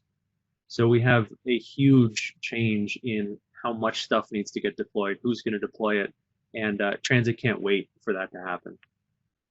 Hope that's helpful. No, I think you made a lot of great points there. The pure density and the need to roll out.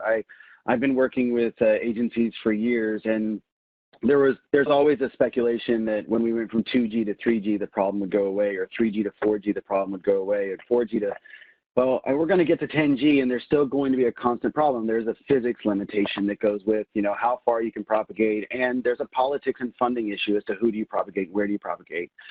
Clint, you have a different view, right? From maybe from a technologist perspective or a vendor perspective. How do you see the transit agencies looking at the hype curve of 5G versus the reality and the need for connectivity today in your operations? Well, it's interesting that Alex brought up Manhattan, because at MARTA we actually owe a great debt to New York City Transit for pioneering public-private partnerships with neutral host providers. And we were able to come in afterwards and do a public-private partnership. And now we have cellular and Wi-Fi in all of our tunnels, all of our stations, everywhere on our property. So you're able to, get on the train at one end of our system and ride the train all the way down to the airport at the far other end and never drop your call. And that's something that is a major win for us from a customer service standpoint. It's a major win for the telecom mobile providers, because, also from a customer service standpoint, and they're able to sell it to their customers. Hey, we have the best, most complete coverage, just like they, all the different colors of brands on the television, they're making their claims. So what we see 5G doing to this, though, is we put in a system that is ubiquitous. It's going to be there, it's scalable, and you can go into the closets and you can change the equipment on the back end, but it's not a wholesale forklift for us in the tunnels. That would have been an absolute horrible nightmare to contemplate. But the way that we see 5G playing out is now that you're going to have more. People are going to have an expectation of greater capabilities. They're going to have this mindset that I can do absolutely anything on my phone that I can do on my laptop or that I can do on my desktop.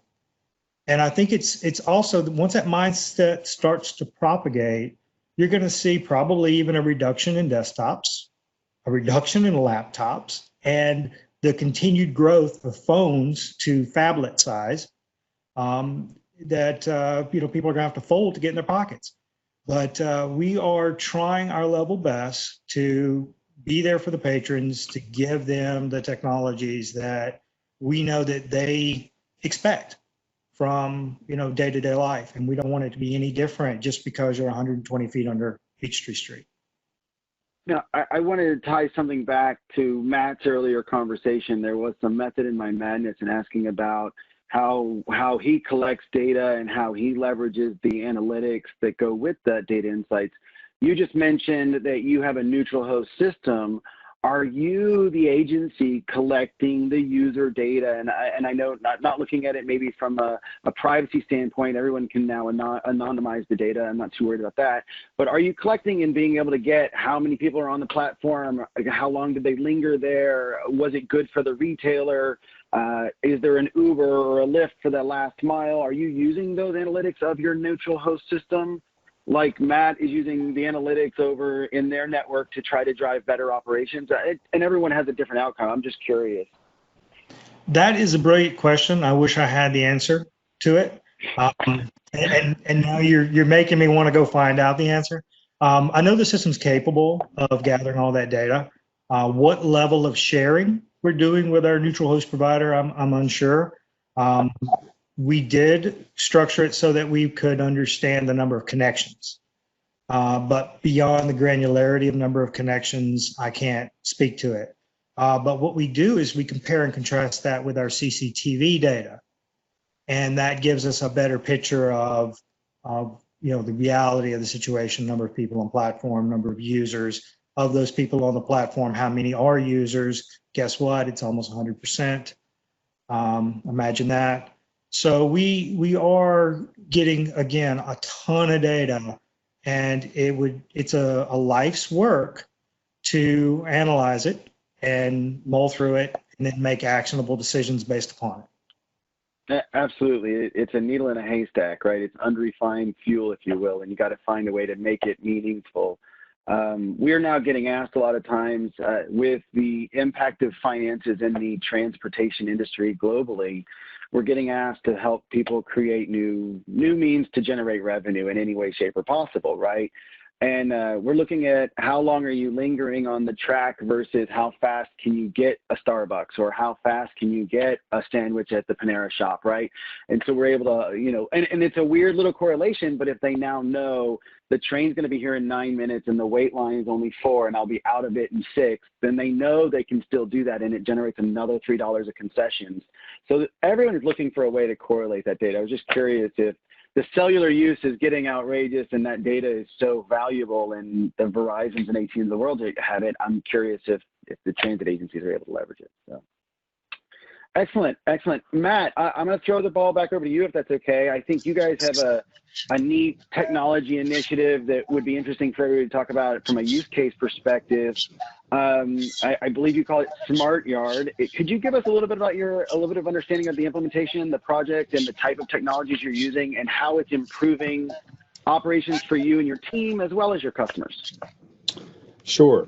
Again, so this Smart Yard is a system where currently when a transit vehicle comes back to the station, it has to be manually parked or manually assigned spots where it's going to be parked, where it's going to be moved again, because it will have to be moved numerous times throughout the day. So for example, if a transit vehicle comes back to the facility and then it goes back for another later assignment, there's a couple of movements there and a couple of manual processes that have to take place to assign that vehicle a parking spot. In addition to that, when the transit vehicle is back in the facility, it will have to be moved again to be cleaned and then to be serviced and then parked again. And then there are other things that you have to consider. Does it need to go back for maintenance and all kinds of considerations? So with this new system that we're implementing this year, Trapeze Yard Management, it's going to allow us to really automate this process. So currently we have 4 team members that are tasked with solely on 2 shifts, identifying where those buses will be parked, coordinating with operators, and really just a labor-intensive manual process that we have. So with this new Trapeze Yard Management System, we see this as being much more efficient. It will create a safer, more efficient environment for our transit team. It's going to reduce that need to manually assign the parking. It's going to reduce time for the mechanics and operators to look for transit vehicles, and we'll cut down on our errors and things of that nature. So this system is going to use real time reporting, time-based maintenance activity reporting. It's also going to help us support accident reporting and provides vehicle parking history with this system as well. So again, this will be a much more enhanced technological advancement for us, helping us with many facets of this. The system will use a real-time location technology and will provide the constant XY coordinates at less than 20 inches. So again, we're not out hunting for vehicles throughout the day in the yard and trying to find out where it was parked. We'll know exactly where these things are happening. This is also compatible with our Wi-Fi, cellular, and GPS. So we think this will be a great advancement for us as we continue to work with our employee asset management program that manages the vehicle maintenance components, and also with our ops scheduling that assigns vehicles to operators and again, gets the work assigned out of the garage. So we think we'll be much more efficient, and also we feel that our safety will be greatly enhanced. What we know is that in the transit industry, some of the greatest number of accidents you will have are within the yard. And that's with our employees out moving vehicles. Just with that process, there's a lot of interaction between vehicles and our staff. This will limit that because we won't have to go out, track vehicles down, and we'll have a better handle on where they are, and it will give us great improvement in safety and efficiencies. So it sounds like you're going to touch on a topic we'll get to here in a couple of minutes around the ROI. It sounds like you have 4 people having a very manual process. You're going to try to work that into a very automated process that scales over time as you grow. It's not a 5th person, a 6th person. It's another layer of application or another asset, and that's great. Are you intermingling those assets with city assets? Where's the police officer? Where's the fire truck? Those kinds of assets? Or I know transit agencies are very cooperative with the cities, but oftentimes very siloistically all different. But are you guys sharing that asset data, and is that showing to be of value? Yes, so in Columbus, we launched a program this year, a pilot program, actually last year, but it's an AI program with Columbus, and it's working with a company called Waycare. And so with this program, we're going to have real-time operational data that's coming in from multiple sources through the city of Columbus, through CODA, working with police and fire. And it's going to allow us real-time predictive analytics to mitigate congestion, reroutes for our fleet.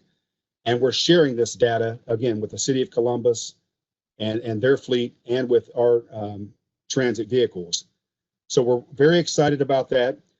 In 2020, CODA and the whole project won a $7.5 million IMI grant for this to expand it out.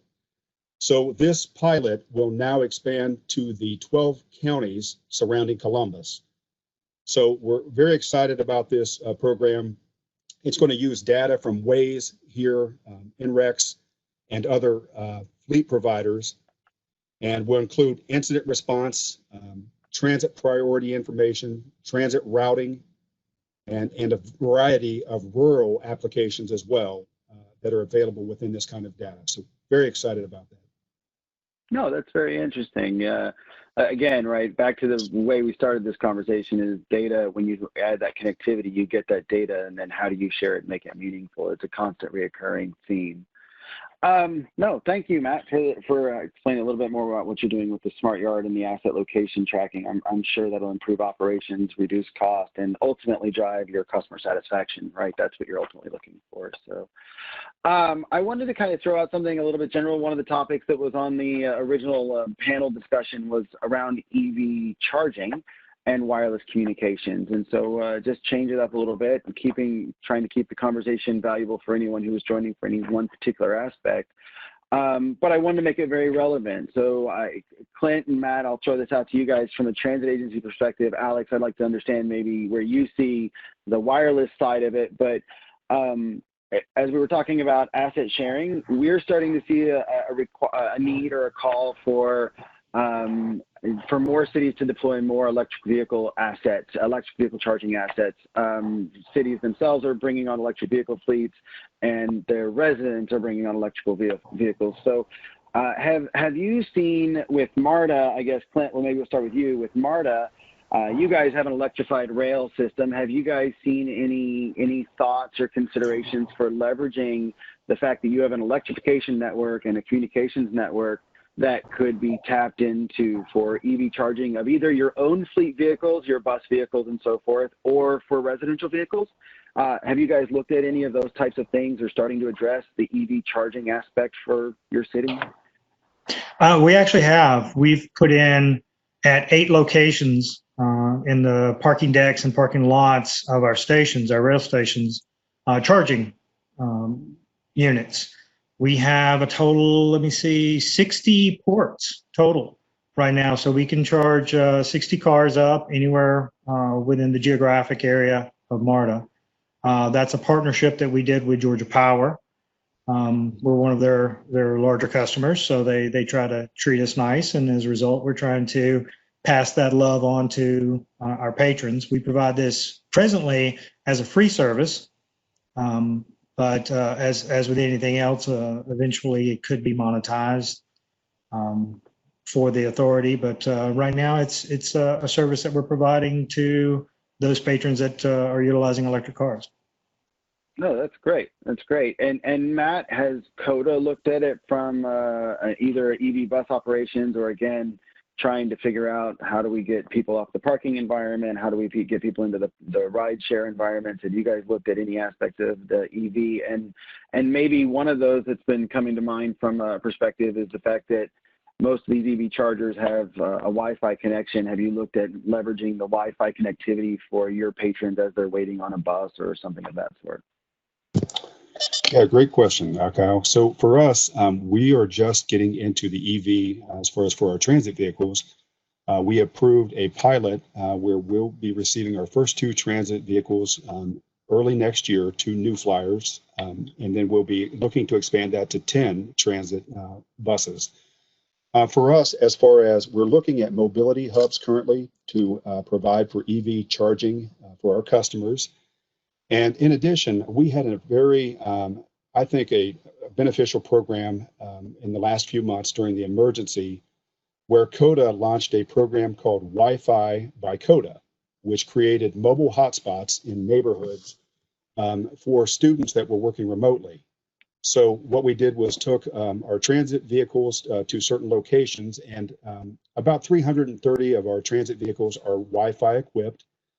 And so what we would do would stage a transit vehicle at a public location, such as a YMCA, and then this gave our students in our community access to Wi-Fi for several hours, 3 times a week. So the Columbus City Schools, they provide Chromebooks to our students as a part of remote learning. And then so we put those buses at YMCAs, and then the students didn't even have to board our coaches.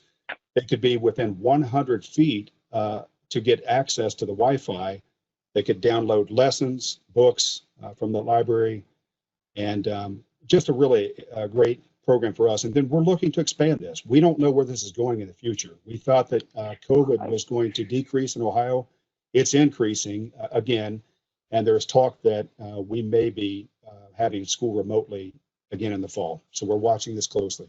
I was going to say, I want to put a pin in that one because there's a section on what's going on with COVID, but I'd love to come back and revisit if that's a consideration for the underserved or the people with less than capable Wi-Fi at their house. I mean, some of us are on this call today. I've had audio issues, right? Earlier, another person had power issues, and yet our nation's youth have to continue to learn. So put a pin in that one. Love to come back to it in a minute. Alex, as we look at EV charging potentially and the Wi-Fi access points, that seems to be the asset that the city likes, is that there are cities are liking is that there's a Wi-Fi access point in them so that they can communicate back. But ultimately, there's a backhaul cost. You know, at some point in time, these Wi-Fi points hit each other. They've got to get aggregated and they backhaul. Have you seen from your perspective in the wireless industry anybody solving that problem, unique ways of doing it, if it's point-to-point backhaul or if it's small cells or anything of that sort? I'm just curious from your perspective on the communications aspect of it. Yeah, well, normally the first place that an agency will go is to the public carrier network because it's the easiest solution. And you know, Matt's example about pivoting from a piece of technology that was deployed for operations into public use in a new way is awesome. I'd love to hear more about that, Matt. And what we see in general as a backhaul provider, you know, we look at this specific part of the market. Where are there places where that level of connectivity, the pervasive connectivity that the public carriers can provide, doesn't become cost efficient or isn't really present exactly where you need it? Can you park the bus in the right spot where the students need to go so that they have good coverage, or are you compromising parking it where there's good signal from the tower? Is that costing the agency a lot in recurring charges to provide that connectivity into the bus? Or are there corridors where the vehicles would roam? So if you take this model on the move, where you know that the vehicles will always travel. On a rail track, it's pretty predictable, right? If the train isn't going on the tracks, we have bigger problems with the Wi-Fi. But even for a bus system, right, there's major corridors through the city that may be useful to build private backhaul, either static to things like you're talking about, Kyle, with EV locations or kiosks like they're doing in New York, or on board. Both, you know, it's an all of the above approach. And to echo something that Clint said before, I think this is fundamental. Infusing connectivity into everything that we do is changing how we approach every problem. And that comes with looking at cost sharing, looking at cost avoidance in a new way. It's not just stick a SIM card in a chicken and call it a solution. It's really looking at what is the long-term outcome of the service that we're trying to provide, and how can we take incremental steps to get it in service and then keep improving it as we go. No, good insights there. Matt or Clint, any comments as I think we're going to wrap up the technical. All of these things are conversations around wireless communications, but not everything is a technical conversation. Some things get into policy and funding, and so I want to make sure we round out the conversation. But before we do, any last comments from either of you gentlemen on Alex's comments or the connectivity comments we've been talking around in the technical realm? Well, I think Alex definitely hit on something, and this is, a decade ago when we were all having the VoIP conversation. Do we move to VoIP? IP is ubiquitous now.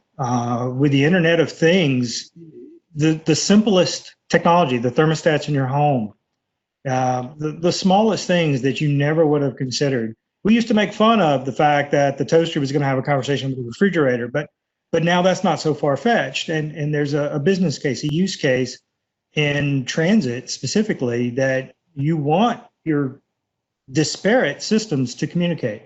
And 5G, wireless communications, IP, all of these are tools that are going to sew this connectivity into the fabric of all of our new designs, all of our new architectures.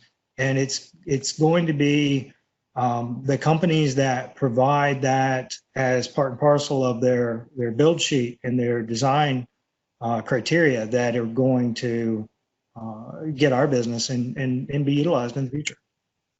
Yeah, can't agree with you anymore. It's a world we're going to have to get used to, and there's a whole bunch of things that go around that with privacy and policy, but at the end of the day, connectivity does improve our ability to service our customers, live a better, more lively environment, not be waiting on services to occur. So I absolutely agree with you. Since I have you, I want to maybe throw the first question around policy and funding in your direction, if that's all right, and then we'll keep this conversation going. So as you deploy technology for new outcomes, what kind of process changes have you seen at MARTA that you have to encounter, right? You put in a technology to solve a problem, but now you realize, wait, I have to manage this new technology. I have to deal with cybersecurity issues. I have to deal with the fact that I don't have those 4 people working that job anymore, as we were getting earlier, right? What kind of process have you had to change in order to continue to operate as you deploy this technology?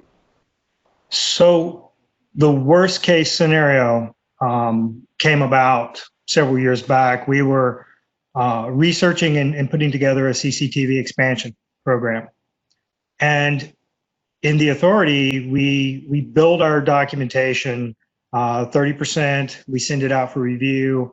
We build it up to 60%, we send it out for review, and then 90%, and it's about ready to be put out on the street for someone to take a look at it and send it back to us. And we had been working on this program, and we thought we were so smart. We had all the technology. It was going to be the most advanced, most amazing, analytics-driven CCTV system ever deployed in the United States. And then the maintenance folks did their 60% review. And they said, hey, how do you intend to sustain 2,000 additional cameras? And of course, we're all standing there going, what? Right. And it was one of those unintended consequences that when you're dealing with small items and small systems that you don't really think about it. But when you scale it up to 2,000 additional locations of cameras, it becomes an issue. And so, policies and procedures had to be developed before we could go forward. We had to essentially put the brakes on and understand the problem better.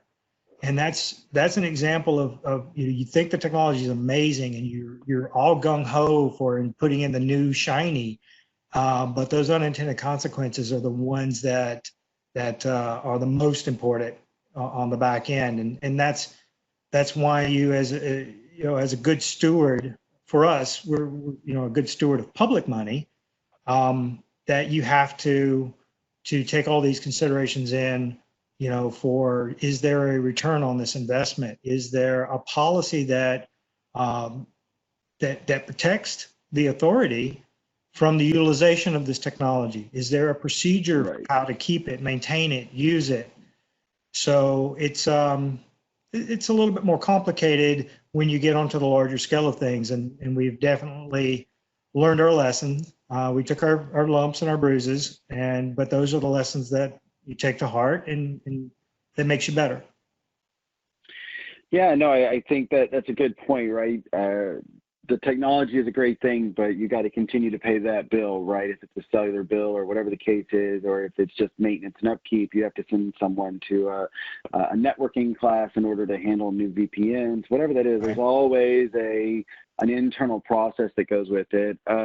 Alex, it might be helpful. Do you have any insights on ways that you're seeing agencies reduce costs? Because cost is first, right?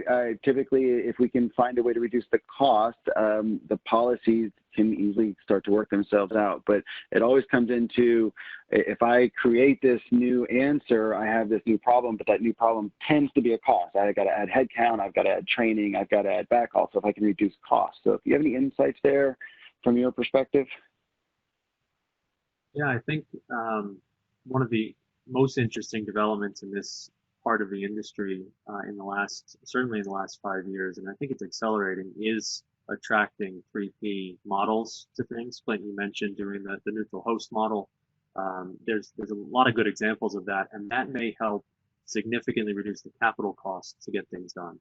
And especially in the environment we're in right now, where all sides of the business are hurting, it may become more relevant. And so carefully thinking about how you attract a third-party funder, some private money to do something, it is interesting. But as we look at a little bit bigger, there's an opportunity for convergence and doing more with the same network. And I think we're still having that conversation as an industry. Whether it's safe, how to do it right, whether we think small and use case by use case, or we think big and do a network or a service that can attack multiple things that we need to do, so that our operational costs over the lifetime are manageable. And that really is the promise of IoT. It's also the change, right? Having one network that can do everything is wonderful, and all the use cases, the tech that we can bring to bear faster. But at the same time, our threat surface goes up. There's well-known examples recently of ransomware taking on a payment system, taking down an agency, and nobody wants their name in the paper for that, but it also directly affects the cost of running those systems. So it's an interesting time to be in this industry. And one thing that I think is kind of interesting is we now have a name for things that we've been doing for a long time, right? We've been putting cameras in parking lots and on station platforms for a very long time. We've been putting cameras on our vehicles for a long time, and we're just getting into the world where we can connect all that together, synthesize the data, and actually figure out how to operate our systems better using that data. The data sources are there, the connectivity is there. We're now adding that last piece of the puzzle to really change how we run and how things get, how much they cost over the lifetime. No, you and I have had this conversation. We've interacted over various opportunities over the years, and convergence is a great thing. It does have new exposures to it. So we look at trains that, they have an operational system, but they're also running passenger Wi-Fi and cameras and onboard ticketing. And those are two separate networks and double the cost for the agency to deal with. We get into that conversation, and the conversation comes down to critical systems need to potentially be air gapped. And what we're finding more and more is there is not enough air, right? All air gap systems find some way. Somebody put in a VPN so they could do it at home, network at night and dial in, or somebody has an open USB drive and there is a way to hack it. So network convergence is definitely a desirable from a financial and a management perspective, but there is a politics part of it and a risk or perceived risk aspect of it. Matt or Clint, either one of you, I'd love to get your input. You know, how do your agencies deal with the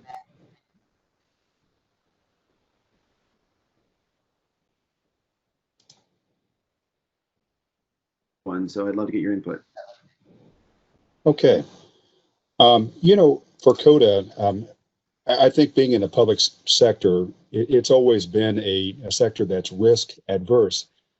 And I think just educating the community, our board, and we really have a bold leadership team and a board that's supportive of taking bold steps and really looking at the return on investment and saying, hey, we're going to take a shot at this, whether it be microtransit or dynamic routing or whatever it is, knowing there are some costs to it and there is some risk, but being willing to take a chance. Something that we did, which was a partnership, public-private partnership that we're really proud of, was called our CPAS program. And this was a unique pass program that CODA launched. This is an employer-funded pass program that provides transit as a benefit for downtown Columbus employees. So CODA works with public partners, Capital Crossroads Special Improvement District, the Mid-Ohio Regional Planning Commission, to secure funding for the program. So this program allowed downtown employers and property owners to purchase passes for employees at a discounted rate. So employees got transit as a benefit and a motivator really to work downtown. This program has been extremely successful and has been a huge contributor to our tremendous ridership numbers in 2019. So again, I think it comes down to just being willing to take some risks in the public sector and realizing that we have to be bold during this time because we know that we have to be nimble and flexible and meet the community where they are. Yep, that's a good point. It's a good point. Matt, earlier you had mentioned a phrase that I always get from agencies we deal with is how do you define ROI? Right, again, technology in the transportation agencies is most often deployed in some safety capacity, be that preventative maintenance so that the vehicles run safer, whatever the case is, but there's typically a safety feature to it. ROI is sometimes a little hard to put a finger on, right? Do you have any KPIs or key performance indicators that help you guys understand when you've done something good or bad, and what kind of ROIs does MARTA look for when they do a technology project? Okay, you know, for us, we look at a lot of things. We have a group that meets monthly to go over KPIs, and we're looking at the main data points, as like most transit agencies would: ridership, on-time performance. We're looking at mean distance between failures, customer satisfaction, and things of that nature, financials. So what we're really trying to increase is with our innovation team, we've developed a team we call our Tiger team. And it's a comprehensive cross-functional team across different areas of operations, finance, innovation. And they're looking at how can we improve on our utilization of data. And so just like you're saying, Kyle, understanding what our investment was, what the results are. And I think for us, we're trying to get to a point where even in our maintenance department and other areas, we're more predictive instead of reactive. We find that in the past, we've been reacting to issues instead of predicting. So I think we're seeing improvements there, and we want to get better, again, back to using the term of being data not just rich and analytics poor, but rich on both of those sides. We're not there yet, but we're working on it, and we're aggressively, as a leadership team, looking for methods to show what that return on investment is. Clint, how do you guys look at it from your perspective? You know, very much the same way. We deploy, very similar teams and groups that are cross functional to help understand investments. And also we try very much to get ahead of items are going to break. We operate under the rule. It's amazing how you never have time to do it right, but you always have time to do it twice. So we try to nip that in the bud and do it as well as possible. One of the things, though, that I've tried to instill in the engineering group is that if there's a life cycle associated with this technology that you want to apply, then we ought to have it paid for by the point in which it's obsolete. And Yes. if you operate under that particular math, you'll find that you'll always be able to have a service contract. So, and that's really It's a good rule of thumb. Yeah, the only simple way that we can try to stay ahead of things. And it's a bear. A lot of things to break. No, I understand that. Alex, you have the fortune of working with some global transit agencies, and I know you were sharing with me on one of our conversations some efforts that Moscow Metro had done. It's always unique maybe to bring some color from outside of our borders and help people understand. Do you mind kind of walking us through a little bit of what was Moscow Metro doing and how did they leverage a new methodology for sustainability and for funding maybe? Sure. So Moscow Metro identified some operational problems that they wanted to solve in getting data access to the trains. And they had implemented their own solutions, connectivity in stations and some yard offloading. And so they had a perfectly functional architecture for some small bore problems. And they looked at the customer experience and they said, we're missing an opportunity here to provide turnstile to turnstile connectivity to the passengers. Really think about the journey. It's not enough just to be connected when I'm at street level and then lose cell service when I go underground. And it's really only somewhat valuable to be connected on the platform when I spend most of my time on the train. And so they really thought hard about the operational requirements to do so and said, this is hard for us to do. We are a transit agency.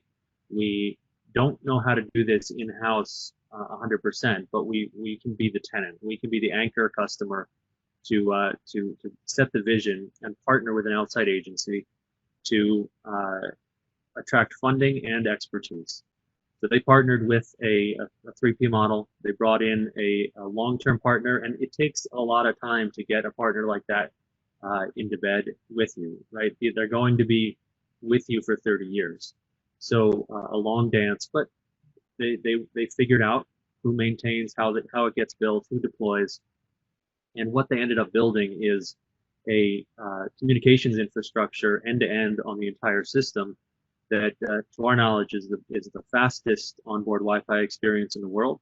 They're averaging more than 400 megabit per second across the entire system, providing a living room quality experience on board. And that changes how people and how the riders interact with the system. It also turned into a benefit for the agency in that there was spare capacity on the fiber, on the radio, on the data analytics that they're using, so that they could put operational services onto that network faster than they anticipated. So the arrow sort of started with passenger experience and is moving into non-vital operational data, video surveillance, passenger counting, things like that. And they're even discussing doing communications-based train control on the same infrastructure.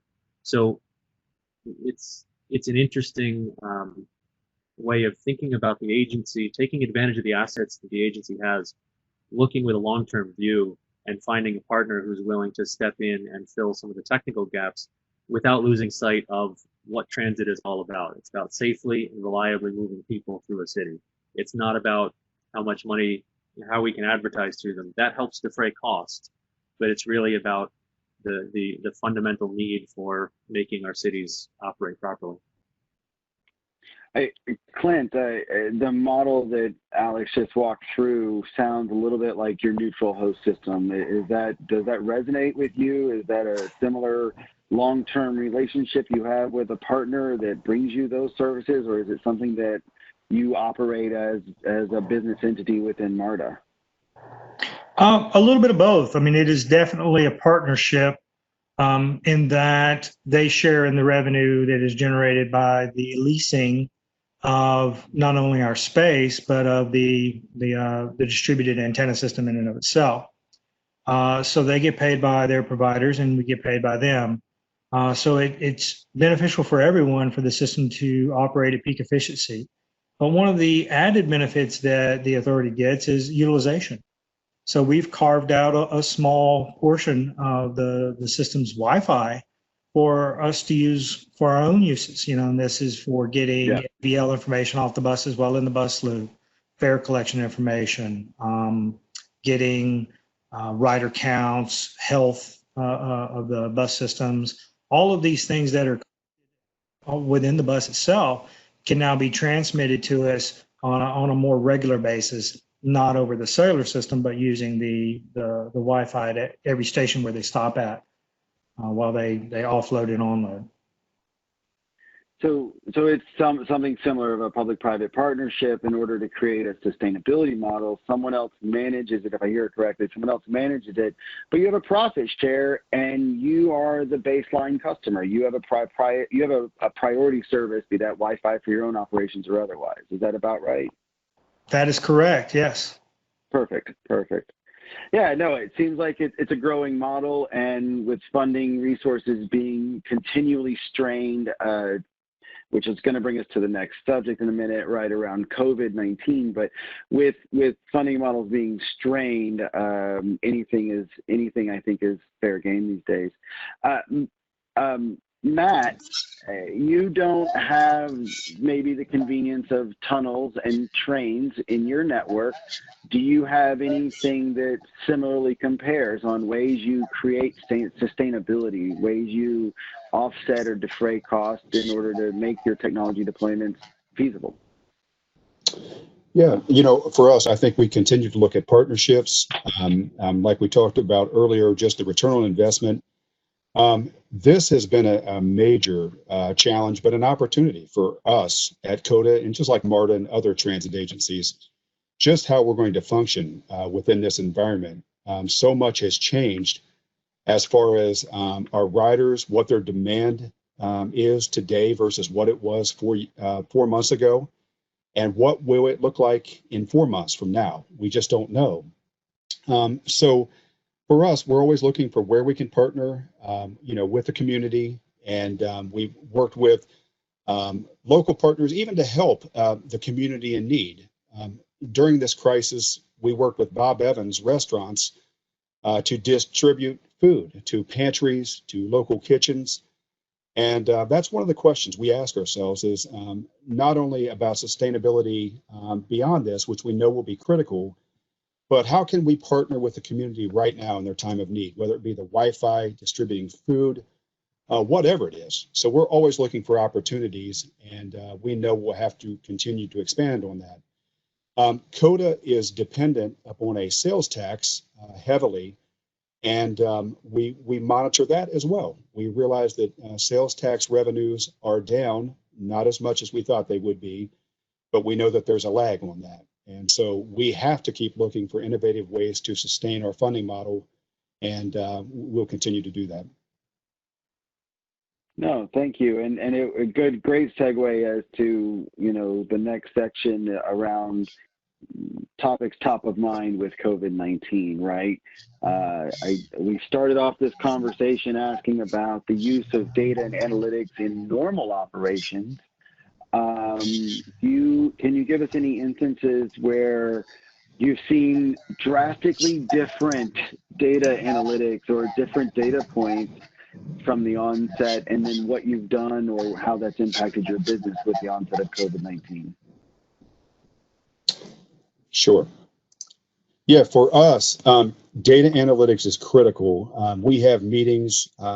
In some cases, when this first occurred, we had meetings as a leadership team twice a day, 7 days a week, Saturday, Sunday, an AM meeting, a PM meeting, And we were looking at all the data points. What are the ridership numbers? We look at data from our CAD AVL system, looking at pass-ups of on-time performance. And we really looked at that data to say, how can we meet the community where they are currently and meet the community in need? So CODA had to go through and look at our service model and make adjustments. So we had to reduce service initially, and we were at a 50% service level, and looking at, again, where we could redeploy service to where we had communities in need, where we saw that we had people that needed to get to work, to care, to health appointments, things of that nature. So we redeployed our assets. Additionally, we have a restriction on capacity that takes us from typically a coach can hold 55 to 60 people standing, load, and seated. And we were at 20 passengers per vehicle to create spacing, social distancing. So that was another challenge for us. Not only had we limited the number of frequency that we had on our lines, but we also limited the capacity. So we really had to leverage data in a major way. And that's something we continue to do. We've created all kinds of charts for this, just graphs that we use again on a daily basis to monitor this and make adjustments to our service. Were you able to provide your passengers, your riders, any kind of real-time, near real-time understanding of, yeah, the next bus is coming, but there's no social distancing capabilities on board, right? Because we all know the next bus is coming. We can see the paper trail or even the digital trail, but knowing whether or not it's safe for me to get on board, is that something you guys were able to communicate to your ridership to give them confidence? We didn't, we're not there yet, Kyle. We would get to a capacity of 20, and then we would have operators call in and they would report that I'm at capacity. But what we did do was respond to the community by providing dynamic routing. We realized that our paratransit service, the utilization rate was much lower than what it had been in the past. So we dropped to 35 to 40% of regular ridership there. We redeployed that fleet to do dynamic routing. So if we had a transit vehicle that went into pass-up mode, we rerouted those vehicles to pick up those customers. And additionally, we did preemptive sweeps, is what we called them. So on the high capacity lines, we took those vehicles, moved out in front of our vehicles or behind them, and preemptively swept those lines to create a better service for our customers. No, I get that. It's a great idea, right? It's a great way to leverage the low use capacity of one asset to enhance the needs and the spacing requirements of the other asset. It seems very, very innovative. Clint, how is MARTA dealing with it, and trying to keep it with respect to communications and technology? Are you guys looking at any new ways to deal with the pandemic? And we've seen everything from a need for more contactless payment because people want to have less touch and feel. We've seen transit systems that say if there is a rear entry, you must use it in order to keep the driver safe, but that's not where the contactless payment is. Are you guys finding anything that you're doing in order to react or having to respond to and change how you look at technology as a response? Absolutely, Kyle. One of the things that we did early on is we have 110 bus routes. We cut that back to 41. What that allowed us to do is the same thing that Matt did, as well as we redeployed those buses to fill in between the headways on those 41 routes that we were servicing so that the capacity of each bus could be minimized. Early on, before we were able to put in screens for our operators, because you're right, the fare collection is at the front of the bus, and not all buses have plexiglass screens to isolate the driver. So we had to forego collecting any type of bus payment for a while. And we just allowed our patrons to ride the bus. If they went from stop to stop, it was on us. If they did from stop to rail, then we picked them up and we had them, pay for their rides at the rail. Before COVID, we were already working on contactless payment with near field utilizing cell phones. We'd rolled out a pilot program, and now that pilot program is way more important than any of us imagined. Because what it does is it not only takes away that contact with the fare gate, but it takes away that contact with the ticket vending machines. And the ticket vending machines in this particular instance have been shown to be a lot more challenging, because now you feel a desire to turn off every other one so that people, can maintain social distancing, but you also still have to serve your patrons. It's a horrible situation to be in. I feel like the print shop has made out the best of anybody with all the signage that has been generated and all the little X's on the ground. Please stand here. So the print shop has definitely come to our rescue. They are the true heroes of the modern transit organization right now. So you bring up a great point, right? Do you turn off every other machine in order to drive social distancing? Is there an alternative to that, which is pick it up and move it 6 feet? Unfortunately, as we all know, that there's not fiber sitting there, or maybe you move 3 of the stations of, the ticket stations outside. So some people are waiting outside, some people are waiting outside. But again, have you guys looked at leveraging technology, namely, again, with the purpose of this conversation, wireless communications in any way, shape, or form, to keep the demand satisfied by leaving the number of machines, but possibly relocating the machines or something? And I don't know. I'm just curious. So that sounds so easy to say. I'd love for us to be able to just do that. But there's this, whenever you take someone's money, there's this lovely little company or organization you have to deal with called PCI. And PCI, sure. They have this book of regulations. And it drives so many decisions in the technology world, you wouldn't believe it. So if we were to do something wireless, and I'm not saying we can't, it would require very specific design to be able to meet the regulatory requirements of the credit card transactions and card. Yeah, the card industry. What does the P stand for? Help me out, Alex. I'm floundering here. Purchase card? Is it purchase card industry? So we all have nasty acronyms or nasty words for the acronyms. That's right. No, that's you're right. All too often we can say technology can solve it, but to the point of the middle part of this topic, policy and governance and politics comes into play, right? It's easy to say, it's a little harder to do. There's always something that is an underlying factor. Alex, I guess it's been a bit since I threw the ball over to you. Maybe have you seen any trends there that agencies are leveraging technology to be able to provide confidence to their riders, right? We talked about that earlier. Is your bus full, or do you have enough social spacing? My bus is empty, but there's another one coming. By the way, we've talked with agencies around the world. Every one of them is trying to figure out a way to communicate to their riders when it's time. Not that it is time, but when it's time, how do I let them know it's time?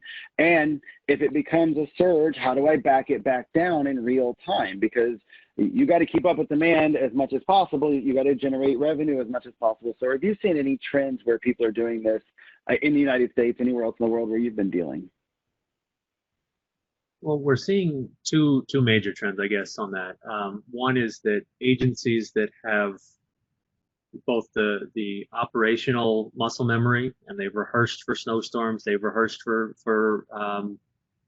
earthquakes, and they've figured out how their technology infrastructure can benefit them in an emergency response posture, are more creative and more adaptable here, and that's natural, right? But if you have sensors, if you have devices, if you have a way of seeing what's going on, doing something with that data, and then getting it to the right people, whether that's people inside the agency that have to run the system or it's the public, you're better off.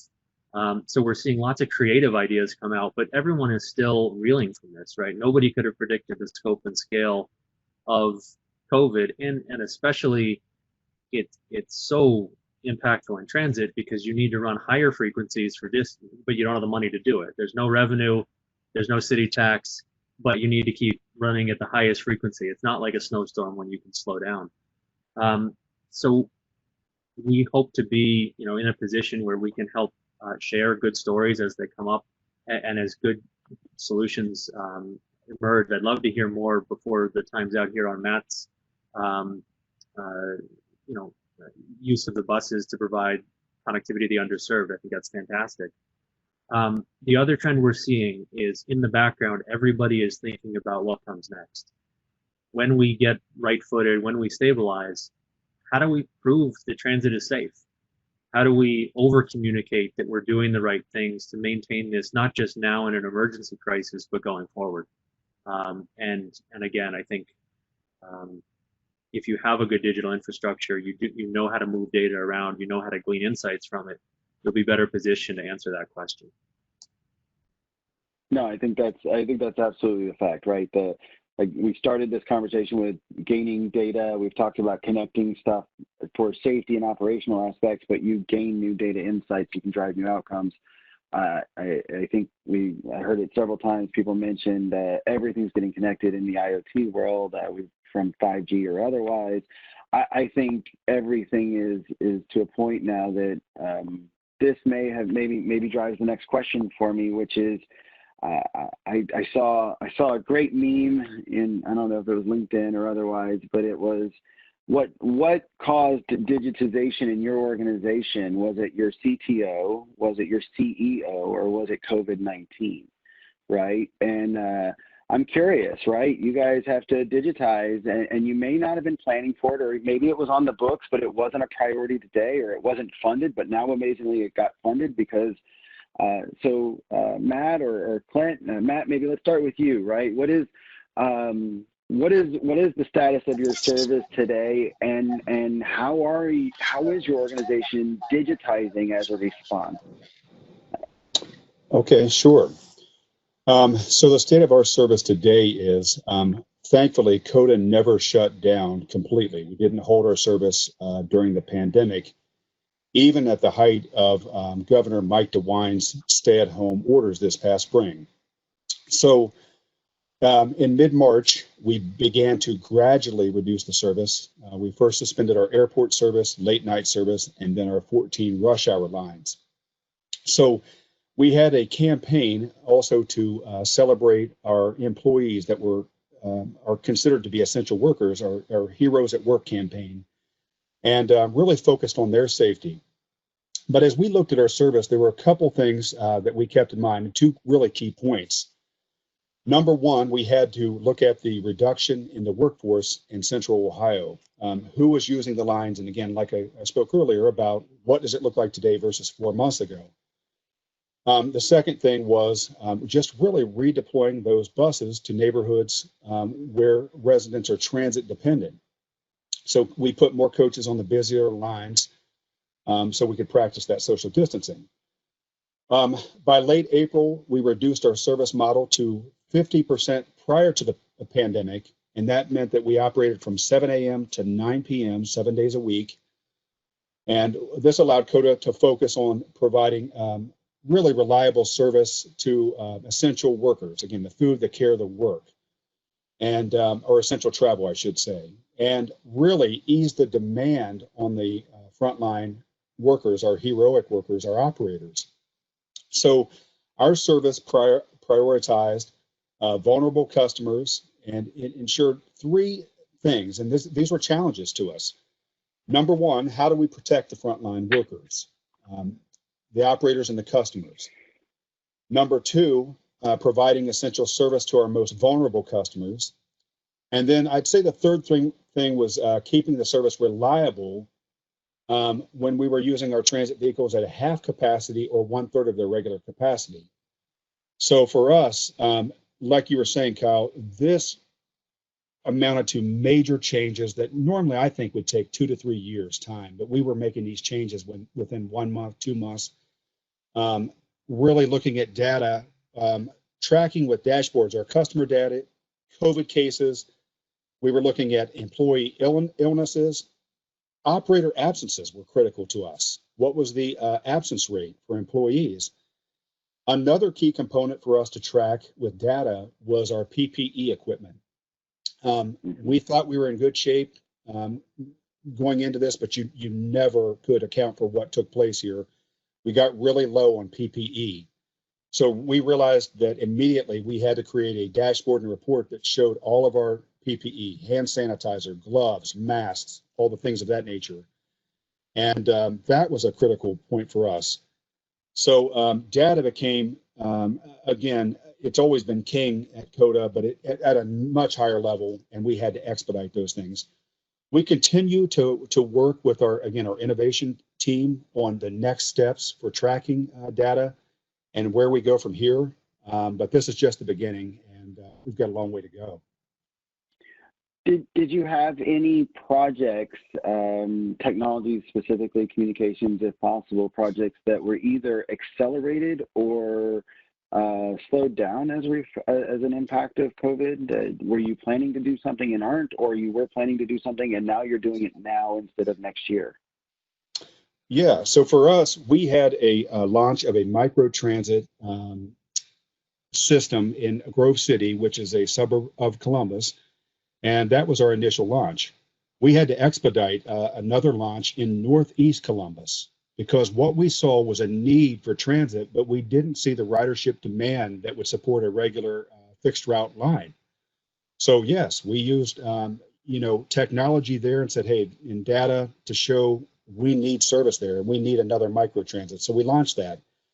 In addition to that, we looked at where we need more dynamic service as well, and we expedited that. We're looking at taking it beyond just using our mobility fleet, but using our large fixed route fleet for dynamic service as well. And we're really used to using fixed route service, and you didn't go from the prescribed routes, but we're looking at now going to an on-demand model with our fixed route fleet in some cases.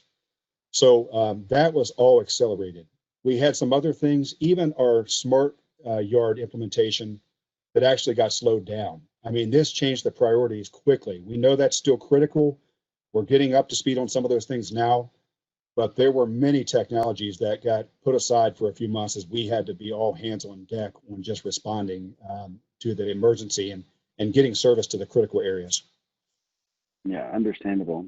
Clint, I got the same question for you. What is the status, the operational status of MARTA right now? And were there projects in the digitization path that got accelerated or things that got reprioritized, either good or bad, that it might be valuable for our listeners and our participants to hear about?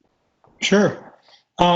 Well, since Matt touched on all of the patron facing, I think I'm going to talk about a couple of our internal programs that were greatly affected. And one of them actually, it's probably going to be the best thing that's ever happened to us, but our training programs were undergoing some revision. And so now we have substantially ramped up our computer-based training. This is something that we had already looked at doing, but not nearly on the scale at which we're trying to implement now. We're also we're revamping our bus operator curriculum. We have just revamped our rail operator curriculum. And these new training techniques involve simulators. And so we are learning how to train without so many people in the classroom. We're learning how to distribute the training modules in a manner in which we can do it the same way we're doing this conference. So it's been a very good learning experience, and we have relied heavily on technology. We've leaned on it to a great extent. It has exposed weaknesses, and it has allowed us to excise those from our enterprise. But it has also pointed to some unsung little pieces of applications that we never thought were so cool until we had to use them on a daily basis. So, and no, this isn't a paid advertisement, but we can totally start listing them. It's been challenging. We're still operating trains, we're still operating buses. Our buses we've added routes back in. We're not back to 110 routes again, but our bus ridership rate is about 70, 76, 77% of what it was post-COVID. But our rail ridership has taken a big hit. So that's interesting for us. We're still mulling through that data to understand why that's the case. Again, there's a lot of data available to us, but it doesn't always point to the easy answer. I think you nailed it, and you mentioned earlier you used that opportunity to re-educate some of your workforce, right? I think we've seen a constant conversation since this is occurring, since COVID has locked a lot of people down, of the need for remote operations, the ability for more automated driverless type services. I've heard so many accelerated conversations around the automated vehicles because, gosh, you can't have an Uber driver anymore and all of these things. I think workforce evolution is something that, oftentimes goes by the wayside in the transit industry. Drivers are drivers, maintenance people are maintenance people, but ultimately someday that driver needs to know how to, program the vehicle or fix the camera instead of the shocks or the brakes, so to speak. So it's great that you're taking that opportunity to do that if they're a little bit downtime because of the reduced number of routes, but you still have an obligation or a desire to keep them employed and earning for their families, using that time to do online learnings and education and enhancement. Matt, is your agency doing any of those types of things? We've encouraged toll road companies who are looking at going to automated tolling to look at how can they repurpose their toll operators, right? But have you guys, from a bus operator perspective, have you looked at the ability to take this unfortunate downtime, but this amazing amount of downtime, and leverage it for those who aren't driving buses anymore? Yeah, absolutely. So what we've done with our team members, a few things. What we realize is you were hitting on a few points here that I wanted to go back into, was about accelerating communication using technology. That's one thing. I heard Clint talking about that. We realized that we had to communicate with our workforce at a much higher level than we have in the past. So we were using new technology for that, and that was accelerated. An Everbridge technology that we could communicate out to all employees. And really, we're accelerating our app for employees. We need to get that. We know that's going to be critical for communication. As far as for our customers, we also use data to understand their sensitivity to transit. What will bring them back? What's going to make them feel comfortable? And what we realize is safety on the transit vehicles is critical, and that comes down to sanitization.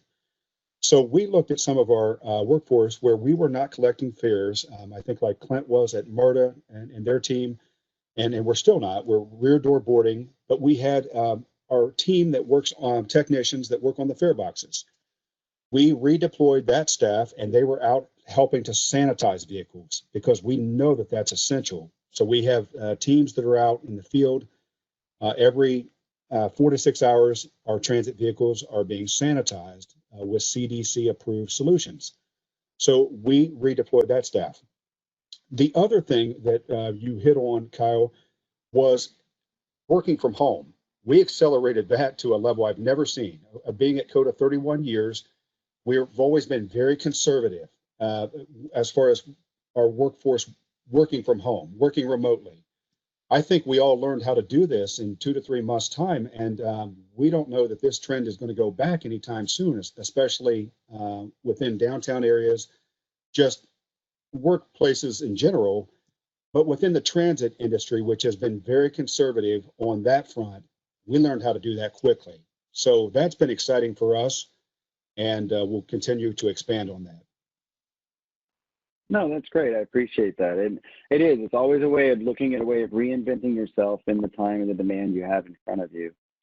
Alex, we're going to get short here on time, but I did want to throw the ball to you as well one more time and say, are you seeing any trend in or acceleration in digitization projects? You're watching it probably from an orders perspective, but are you seeing, generally speaking, the volume of your business continuing status quo because these are long-term projects, or are you seeing a deceleration because of redirecting of funds, or are you seeing an acceleration because of the need for these types of these types of data points that are so essential right now? Yeah, I think we see a couple of big trends across the globe. Big initiatives have not yet died. Resignaling an entire city or redeploying, procuring new rolling stock that comes with new sensors on board. Those things are still in flight, but everyone's watching what governments are going to do with funding. Nobody wants to be caught without a shovel-ready project, and there's a lot of time being spent in design, planning, getting things ready, and taking this pause that was forced on the industry in order to reevaluate, maybe certain contracts change, certain timelines change, but being ready for what we all hope will come. And we've seen a lot of short-term redeployment. So budgets that were going to be spent on one initiative being moved over to take a camera and put it in the parking lot. So the riding public knows when they're coming to the station that somebody's watching and can enforce distancing, putting a speaker there so that somebody in operations can say, please observe a 6-foot separation. Simple things that can have a big impact in convincing riders that it's safe to ride right now for those who need transit, and showing that the agencies are thinking about this so that we attract riders back as we emerge from this, whenever we do. Yeah, let's hope sooner than later. But that being said, the poll has come up at the side, so clearly we're cutting it short to the end of the time. I want to say thank you so much for our panelists. Clint, Matt, Alex, thank you so much for all of the time and energy you put together. Hopefully the information was valuable to the attendees. I've been watching the participants. We've stated a very steady, high, consistent number of participants. It was intriguing enough for people to stay logged in and listening. There are a few polling questions on the side of your screen. If you wouldn't mind taking a moment to look at those, they're just for us to be able to make sure that we're constantly bringing these sessions better content and better delivery, and we want to make sure they resonate with you and that they're of value. I want to say thank you so much to the people hosting this event, right? In this time and age, we're not getting out and having these social interactions, and we're not having the opportunity to go to trade events to learn these conversations and to hear what other agencies are doing. So really do appreciate you guys for taking the time to organize one of these, drive this type of attendance, and work with the industry organizations, both the vendors and the agencies. So thank you guys very much. And again, please take a moment to send in your poll answers, and we'll wrap up this session.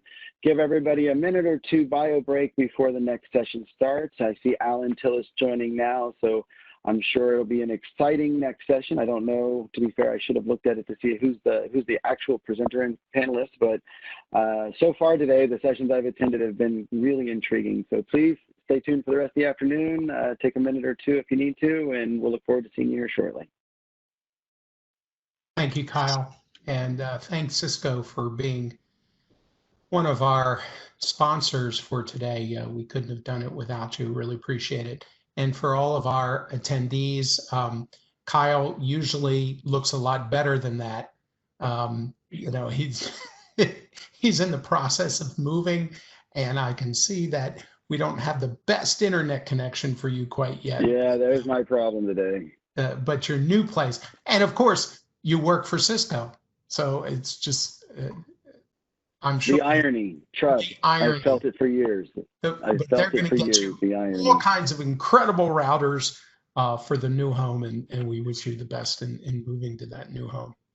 So absolutely. We've got, thanks again, Kyle. So we have one more session today, and this will be the sitting around the water cooler watching some interesting folks talk. This is really exciting. For me, because part of my legal practice is cybersecurity. So listening to these folks is going to be really awesome. Excited to hear from all of them. Hopefully everybody's got a drink with them. And when we get done this session, there'll be another poll. Make sure you answer these poll questions now.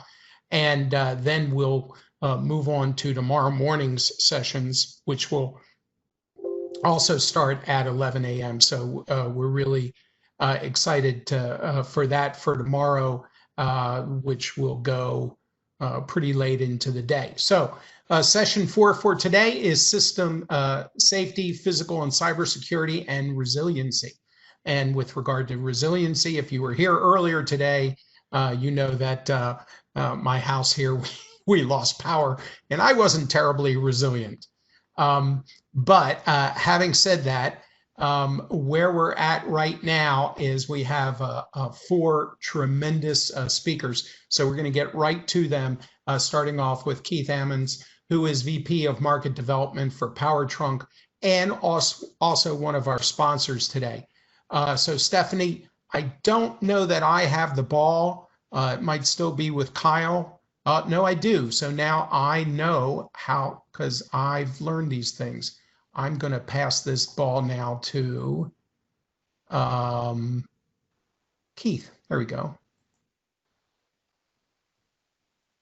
Okay, Keith, you've got the ball.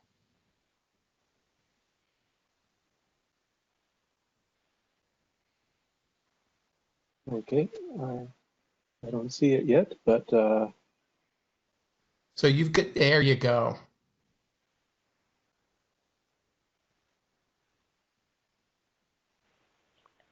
Keith, if you need to share your screen, it's going to be at the top left-hand corner under Share. You can utilize desktop or application, okay? Okay, just waiting for it to pass to me. I don't see it yet. Okay, let's try this.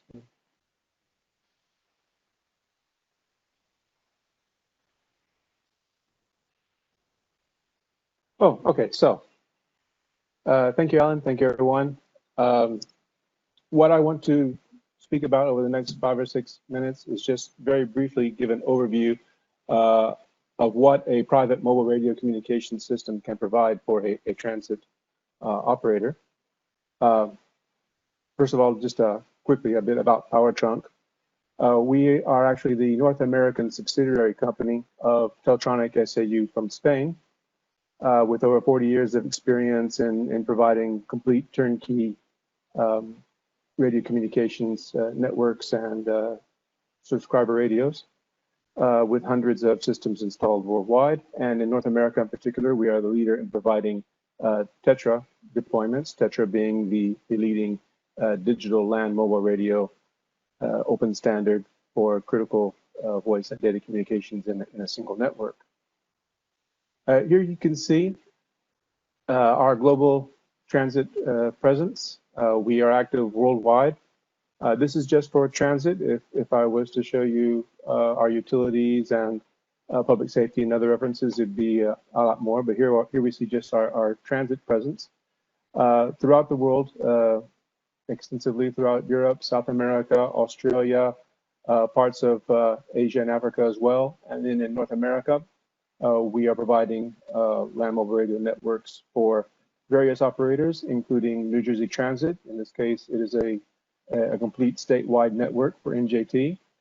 New York City Transit, we're rolling out a system for them now. The first phase covering Staten Island is now has now been rolled out and is operational, and we will very soon be rolling out to the other boroughs of New York City as well within the following weeks and months.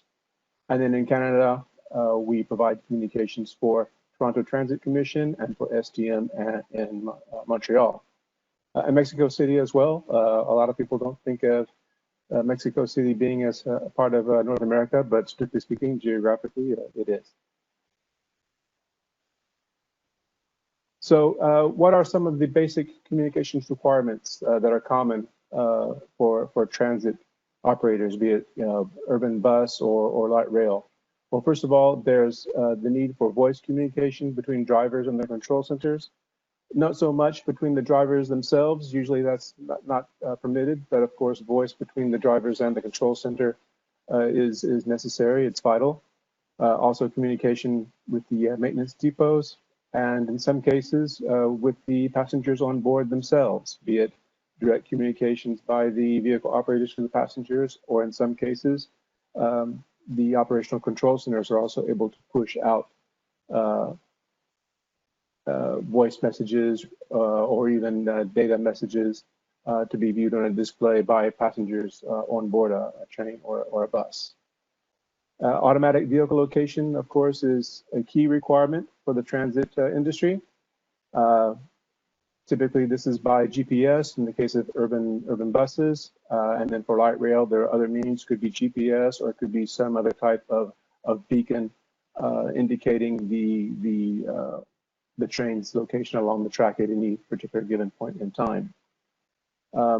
Besides voice and AVL, it's interesting as well to monitor other types of data inputs and outputs of different equipment and systems on board the vehicles, be it for fuel levels, power levels, opening and closing the doors, passenger counting, different alarms, what have you.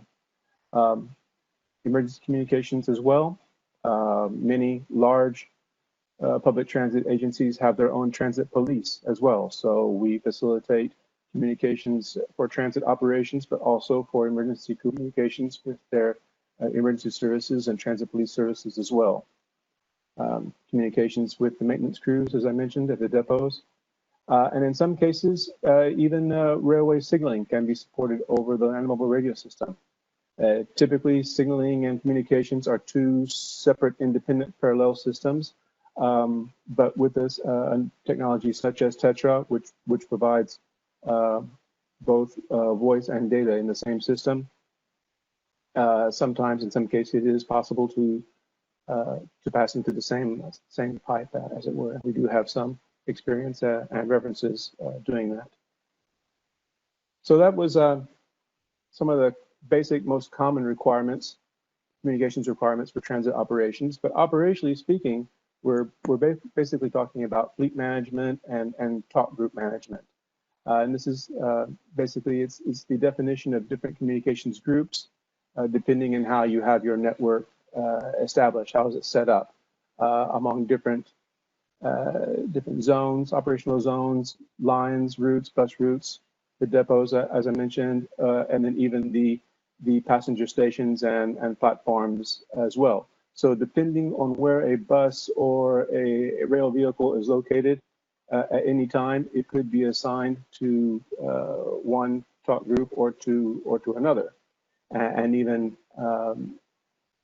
have a requirement to change that talk group as the vehicle moves from one zone or one line into another.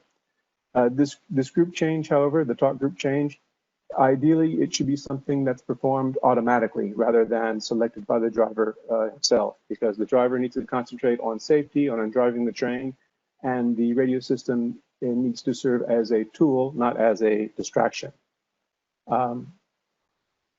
So again, as I say, depending on where the vehicle is located at any point in time, the intelligence can be provided to the system to automatically select the talk group on behalf of the driver, so it's completely hands-off and transparent as far as the driver is concerned. Another interesting feature, which sometimes is employed, is known as a DGNA, or Dynamic Group Number Assignment, and this is the creation of a temporary talk group that can then be pushed out. It's created on an ad hoc basis. The Operation Control Center operator may detect a situation or a scenario where a new talk group is needed, and he can then individually select the persons who need to be included in this talk group and then push that out. And then once the situation or the emergency or incident or whatever has terminated, that is then cleared down from the system.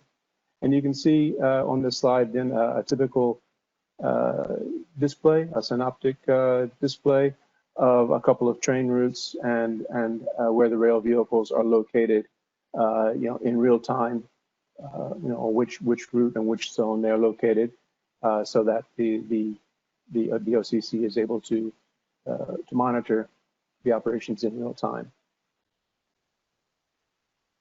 Here we see a typical rail configuration for land mobile radio equipment on board a train. For example, driver consoles at each end of the train. In each cabin has its own independent audio controls, communication controls. And then you have also communications racks, including not only the Tetra radios, but maybe also some other legacy VHF, UHF system as well. And then, as I mentioned, this can be facilitated with the necessary intelligence so that the selection of the particular radio channel, radio talk group is performed automatically and transparently to the operator of the train. And then as far as train control and signaling is concerned, this can be, the communication system can be integrated with the onboard train control system as well. And there are several standards for this train control, be it PTC, positive train control, CBTC, communications-based train control, or even in the case of Europe, you have the European train control system, ETCS, which we support all of those. Power trunk in particular, we are working with Alstom and with Siemens in integrating our LMR equipment into the onboard train control systems. Not in North America, but we do have references where we are doing this in Europe, in South America, and in Asia. Other types of equipment and systems located on board the rail vehicle or the bus as well. I mentioned rail, but what I say here applies to urban bus as well. Different communications devices, audio accessories, but then different systems such as passenger counting systems, ticketing applications, public address, etc. So all of these can be integrated and controlled by an onboard computer and then all of that tied into the land mobile radio system for passing that data then back to the back office applications as required. So in the end, what we are providing to our transit customers is a complete integrated system consisting of a narrowband radio communications network, sometimes combined with broadband communications as well, be it Wi-Fi, LTE, 5G, specialized onboard equipment, including touchscreens for the driver communications control system, and interfaces with the public address system and the train control system. The portable and mobile radios, of course, for the personnel, for the maintenance personnel, and for the control center operators. And we offer also the possibility of integrating video from the stations and onboard the vehicles and sending that back into the operation and control center as well. Of course, when providing a complete and complex integrated system such as this, cybersecurity becomes very important. It's vital. Especially considering today, today's situation as the cyber threats continue to increase almost on a daily basis. And so taking this into account, our systems are designed and implemented taking into account several standards, mostly coming from NIST, the National Institute of Standards and Technology, following their recommendations for cybersecurity and protection of the data systems. And then we offer also a series of protective mechanisms and software to harden the system from threats as well. So just to conclude then, we see that transportation systems have some very highly demanding voice and data communication system requirements. This applies to buses, subways, light rail, in some cases even heavy rail as well. For dispatch, vehicle tracking, and monitoring of onboard systems. The technology we offer, Tetra, is ideally suited to meet these needs and also provides support and integration to intelligent transportation systems. And we have, as I mentioned, we have several prestigious references in North America as well as worldwide. So thank you for your attention on that. And what you'll need to do now is to pass the ball to Todd. And so if you click on Todd's name up there, you'll be able to. Okay. I did it. We're good. Oh, okay. Thank you, Stephanie. Appreciate it. Of course. Okay, so next up we have Todd Ellis, who's Senior Director at Clifton Weiss and Associates. I have known Todd for, 30 years, buddy. Yeah, decades. So I'm just excited that you're at Clifton Weiss now, and please take it away. Great. Thanks, Alan. I'm Todd Ellis. Work for Clifton Weiss here in suburban Philadelphia, that area. We do a lot of different things here. We work with a lot of rail clients across the country. We also work with utilities and airports. Done a bunch of different things. We design communication systems, and that lends itself to things like cybersecurity. So we're going to talk a little bit about that today. Try to give you some concrete examples of some of the interesting issues that we've come across in recent months and years. So the first question that really pops up in a lot of people's minds is, do we really need cybersecurity? And what's really funny about this question is, of course, the answer should be yes, but then you start talking to folks in rail operations, and one of our clients very specifically said, well, we don't trust our IS department, and as such, we are actually air-gapped from the IS system. Rail operations is its own system. We do not think that their firewalls are sufficient, so therefore, we're actually on our own. We're not connected to the outside world, and we think we're pretty safe, and that's been our approach. And I kind of sat back for a minute and I thought, well, maybe there's some things that they haven't thought about, and we're going to talk about some of those points today. But from that original standpoint of, do we really need cybersecurity? Really, what is cybersecurity? The easy answer, as I show here, is yes, but how do we do that? In this particular situation, they were more concerned about wayside and onboard systems, of course. But let's think about what the wayside system is. Wayside carries code line, generally speaking, and it's going to provide a way for communications to go from bungalow to bungalow, typically over leased lines or fiber optics. Our company has designed a lot of fiber optic networks for a variety of railroads, specifically in the Northeast Corridor.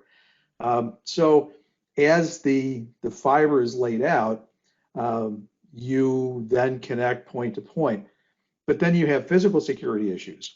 One of our employees semi-famously saved the day. Actually, it was late at night. We needed to turn on a PTC transmitter for testing. We were in the process of doing design validation, and the location was about 1.5 miles away. And frankly, the only way to get to it, the way the weather was that day, was to walk the rail. So this employee said, hold on a minute. And he actually is one of our networking gurus, grabbed his laptop and a little jumper cable and ran into a bungalow that the CNS guy had left open, found an open port on a Sienna router and plugged in. Within 2 minutes, it dialed into the remote site, turned on the transmitter, and hollered out, "You can start now." At which point everybody was absolutely horrified. They had not realized that the ports had not been locked down, that even though it's our guy and even though he was cleared, that he was able to walk into a bungalow that was unsecured and get directly into the system and start controlling transmitters down the line. That happened, that was real. Yes, it saved our night, but it pointed to some other issues. Things that can go awry that you don't plan on might include onboard systems. We recently have started working with a company that has a product that was set up to monitor data buses within a passenger rail powered car or a locomotive. And the concept is let's start looking at the data sets. What's going on within that vehicle? Did somebody slip something in with a USB drive that is now causing the device to do something differently? Was the programming the last time it was updated causing it to report things in a different manner? Well, those of us that have worked with SCADA systems typically know that if you have a valid message, or in this particular example, 20 valid messages, the SCADA system will take the first one and discard the other 19. Why? It was valid. I don't need to hear the same message 19 times. But was there something different about the other 19 packets? So those are the type of things that onboard systems, as well as wayside systems that do something called deep packet inspection, can start looking into. But you wouldn't think that your onboard systems are really a danger, you would think. Well, they truly actually are, because your vehicle is typically communicating in some way, either wired or wireless. We have a client who has a Wi-Fi system in a yard, and for them to update their electronics on board, they actually bring a laptop alongside the rail car, and at that point, take a cable, snake it inside, plug it in, and start communicating. The way that they communicate back to their office, which again is air gapped, is via the Wi-Fi link. And there's a bunch of issues there all by itself. Is the Wi-Fi link protected? Is it encrypted? There's a lot of questions that start and end on the inside of the rail car. And those are some issues that, frankly, more folks need to start questioning. So let's start from the core, right? So in this particular case, we mentioned that this particular client was air gapped, but they do have a core. The core goes to the wayside locations, as we talked before. What's the purpose? Well, we talked about code line, and that's going to be really critical for signaling. And for example, for PTC, it might include ISR or TSR messages that need to get to the train that otherwise would not be getting to it. So it's really vital communications. That's a very important point to understand, is how vital that communications is and how we can protect that. So some of the different technologies today, some are common. One is firewall filtering. There's a lot of very nice and expensive firewalls that our friends in the different IT manufacturing sectors can provide, but there's more to it. One of the issues, we know of one particular group that has a software system that resides on a firewall that conducts this deep packet inspection I talked about before. We're going to talk about that in a slide coming up. Another important point is encryption. So why would I need to encrypt, and how much should I encrypt? Isn't it already encrypted? Well, not really. And oh, by the way, just because you're air gapped and just because it's your own fiber optic network, is it really protected? You might be surprised. This is a little picture taken from a video that is available online from a particular company that showed something called microbending. Without breaking the fiber, it is possible to passively monitor your fiber and pull data off of it. In their example, they actually show full motion video, uninterrupted, that they're passively collecting from the optical fiber. That's pretty surprising to folks. Well, we had a client who again said, we're air gapped, and I said, great, you have a lot of fiber. They said, yes, we do. And I said, well, have you ever had a situation where your fiber might have gone down for a few minutes and it set off all your alarms, and yet about, I don't know, 5-10 minutes later, it came back up again? You sent somebody out to investigate, and they came back and said, no problem found. We don't see any faults with the equipment other than the link went down. It must have been a fluke. Well, it might have been, but you also might have been penetrated. And it does happen. It's very hard to detect in most cases. There are optical ways to try to inspect fiber optic cable, but not reliably over long distances. So a very easy way to secure your data is to secure the payload. So they may not be able to pull off the headers or understand some of the other things with your system, but the easiest way is to keep the actual information secure by encrypting it. One particular company that we know of does a very high level encryption method that actually combines multiple networks. It's a color code. This, if you're familiar with cybersecurity, these color codes should be very well known to you. But take a green network that perhaps may not be actually encrypted. Take a red network that may be highly encrypted. Blend the two, and then encrypt that. It becomes a double encryption method, which then allows you to very highly secure your data payload from point A to point B. This could be done from the cloud, a cloud network, or it could be within your own closed fiber optic system. If you have a very long line, hundreds of miles, this would make really good sense. So at this point, you can encrypt at your drop ads. You can encrypt from point A to point B, even over long distances. But it's still acceptable level encryption from the standpoint of the NSA. So it is AES 256, but again, the way and the technique that it's done, NSA has approved it, but it's secure enough that it would allow you to actually use least cost routing.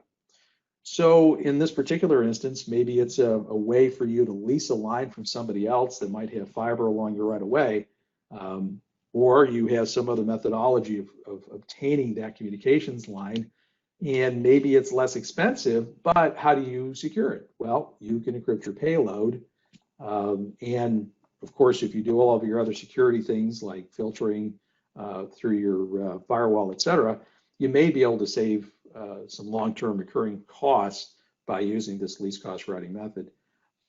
It does not replace the security of having your own network, but again, your own network is going to be, it's going to require maintenance. It's going to require folks looking at it from a cybersecurity standpoint.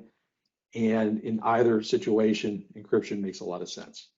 So from that, we then talk about doing further evaluation of the packets going to and from endpoints.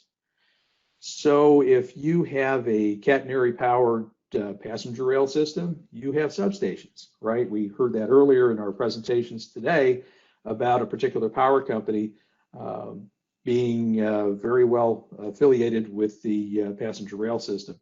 So in this particular situation, you're going to have a point of delivery that comes off of the utility to your company's substations.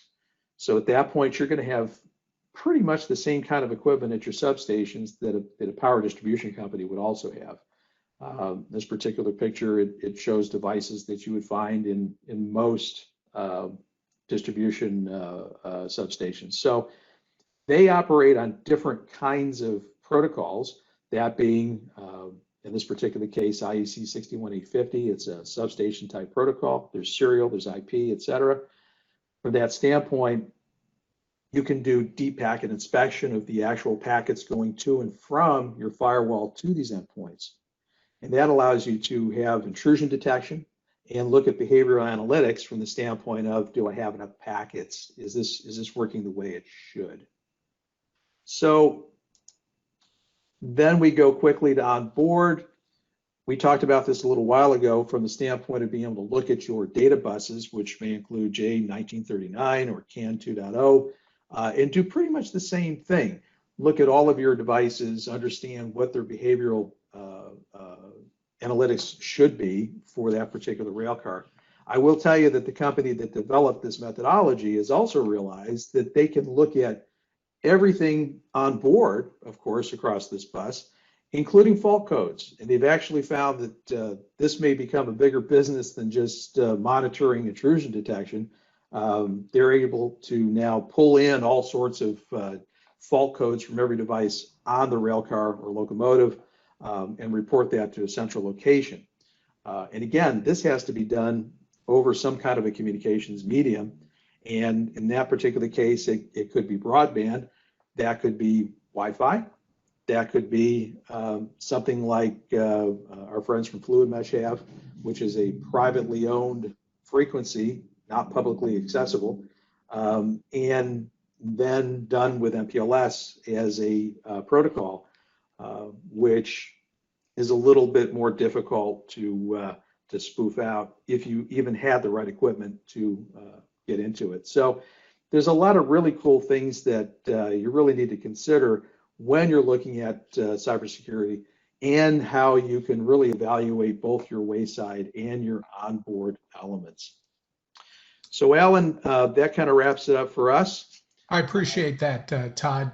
And if you could pass the ball to John, I'd appreciate it. I also would like to thank Clifton Weiss for being a member of GWTCA, and now we're passing it on to John Contestable, who's with Public Safety Solutions.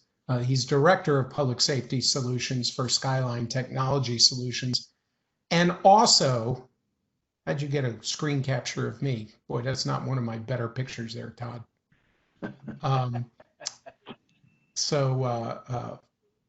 Now I've lost my train of thought. Oh, to John. John is also a member of GWTCA, and we appreciate your membership. So, John, take it away. Thank you, Alan. I'm going to take a little bit different tact than some of the prior speakers. I thought I would speak a little bit on resilience and emergencies, emergency management, and the like. For those of you who don't know, I chair the resilience section for the Transportation Research Board. So resilience is something that's in my portfolio, and I spend a lot of time thinking about and working on. In addition, I sit on the Transit Safety and Security Committee for TRB, Transportation Research Board. So I have to, again, take a little bit different tact. A few slides I'll try to move through rather quickly. What I wanted to talk about is resilience, the ability to prepare and plan for, absorb, recover from, and more successfully adapt to adverse events. That's the National Academy of Sciences definition of resilience. And when I'm on this stuff, people get that, they understand that, but where the conversation starts to break down is, how do you get more resilient? How do you really achieve resiliency, if you will? What do you have to pay attention to? So I'm gonna run through a bunch of slides here, just a few that explain a little bit of some of the key drivers for resilience. And the first is incident scale, and then I'm also going to talk about integrating people, process, and technology. And then I want to have just a few words about video, which is something Skyline is very big in terms of our product line. Incident scale, this graphic I developed years ago, and it really is useful because what it says is not all 2 incidents are alike. There are localized incidents which can clear in less than 2 hours. There are regional incidents where you might think of a multi-county type event. A lot of our transit events fall into that category because, when you have a rail line that's servicing many different jurisdictions, any interruption in that rail line, even though the incident itself might be located in a spot, will have ripple effects up and down the line. Hey, John, let me interrupt you for a second. I need you to be a little bit louder, please. Okay. See if that helps. Is that better? More better. Thanks. All right, good. Thank you. These incident scale is basically saying that not all no 2 incidents are alike.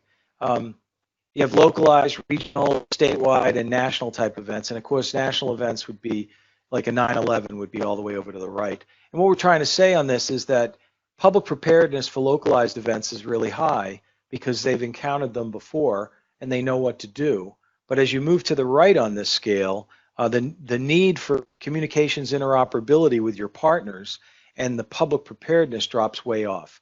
Some of us that are old enough to remember 9/11, what happened on 9/11 is people decided that they had to go to school, get their kids out of school, and go home. And there's kind of a psychological impact of a national scale event that you don't see in these other events. My point being that your systems need to scale up to the type of communication that's needed for each of these types of events. The communications you need under a localized event is a lot less than what you need under a national event, where you have FEMA and other 3-letter federal agencies showing up. And so you have to pay attention to what the incident scale is because that will drive your ability to successfully deal with that incident and ultimately your ability to be resilient. So why is there a need? As you can see, the communication system must scale. Getting the right information to the right people at the right time is the goal to managing that incident. And of course, national scale events have more federal assets and the duration of these events is longer. So thus, organizational resilience is linked in part to technology systems interoperability. Can you share your data from the transit agency with other partners during that incident? It could be data like video. It could be data like systems status reports. Can you be interoperable on the voice side? Keith talked about Tetra and LMR, land mobile radio systems. Are you interoperable with the police agency that polices your transit system? So these are some of the factors that drive your response and your ability to be resilient. So how can you achieve communications interoperability during emergency events? Well, one of the things that, we're all technologists here on this presentation today, and certainly technology is important, but your ability to share information across agencies and jurisdictions, as particularly for large-scale events, has more to do with people, process, and technology. And people don't, intuitively they understand this, but they don't necessarily track with it in how they plan for and implement projects. So the people involved need to work through a process in order to agree to share information, and then the technology must be designed to support that decision. And unfortunately, as a technologist, I see this all the time. We get it backwards all the time. We focus on the technology and we pay little attention to people and process, and in so doing, we don't have a successful project. That's one of the things that I think differentiates Skyline, and one of the reasons I work with them now. But basically what we're saying is, and you've heard this before, during an emergency is not the time you want to be exchanging business cards with some of your partners. So you need to get your stakeholders together. That includes the whole public safety community, fire, EMS, your transportation brethren in the DOT. You really need to know who you're going to have to be interoperable with, who you're going to have to work with during an emergency. You have to look at how your comms to the public safety answering points, the PSAPs. You have to look at your OCC or Operation Control Center and its ability to communicate with these various constituencies.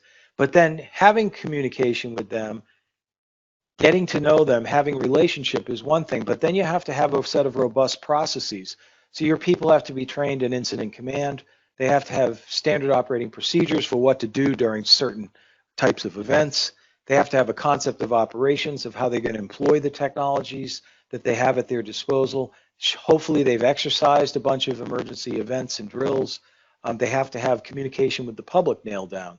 Well, how are you going to use social media during an event, for example? And then, of course, the last piece is technology, and we tend to focus on that. Keith talked about radio systems. You also have to worry about network performance.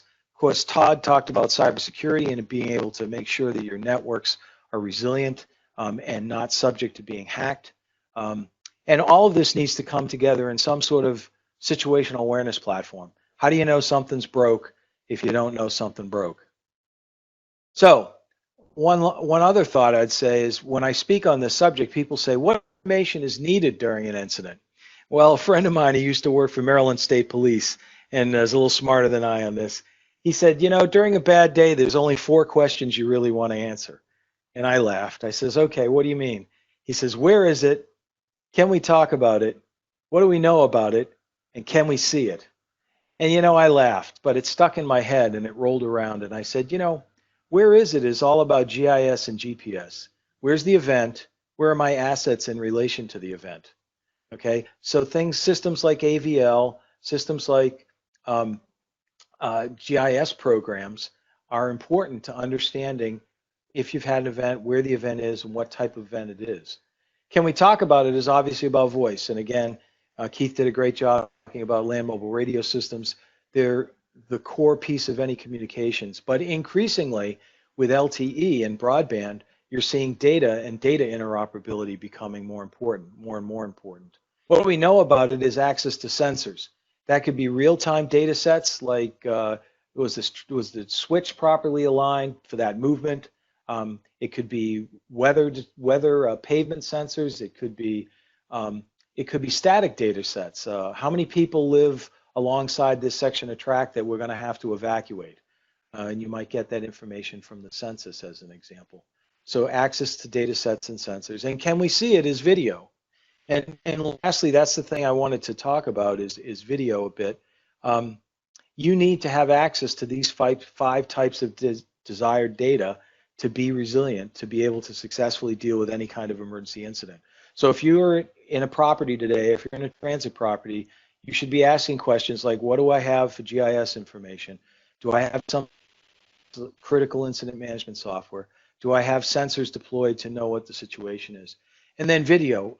Most transit properties have deployed video, but what we found in our practice at Skyline is our ability to move that video around to where you need it is often very limited. Can you ship video to the officer responding in the field? Can you send it to his smartphone on his hip or her? Those are things you'd increasingly like to do. Can you send it to the mobile data terminal in the cruiser that's responding? Those are the kind of things you have to be able to do. It's one thing to have a video system. It's another thing to be able to move that video around to OCC, move it to the local police department, take a clip and send it off to the PSAP if needed or respond. So being able to manage video is increasingly important, and it's only going to get worse.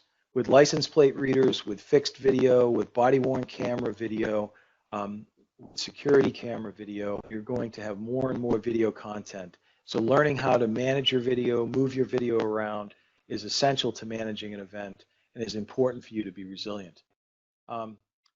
So with that, that's just a few comments I wanted to make. I think I'll turn it over, I suppose, next to the next speaker. Is that right, Alan? Yes. So we're going to pass the ball now to Boris, who's the principal engineer at LTK Engineering, and we're working with LTK on the MBTA. Boy, that's a lot of letters there, isn't it?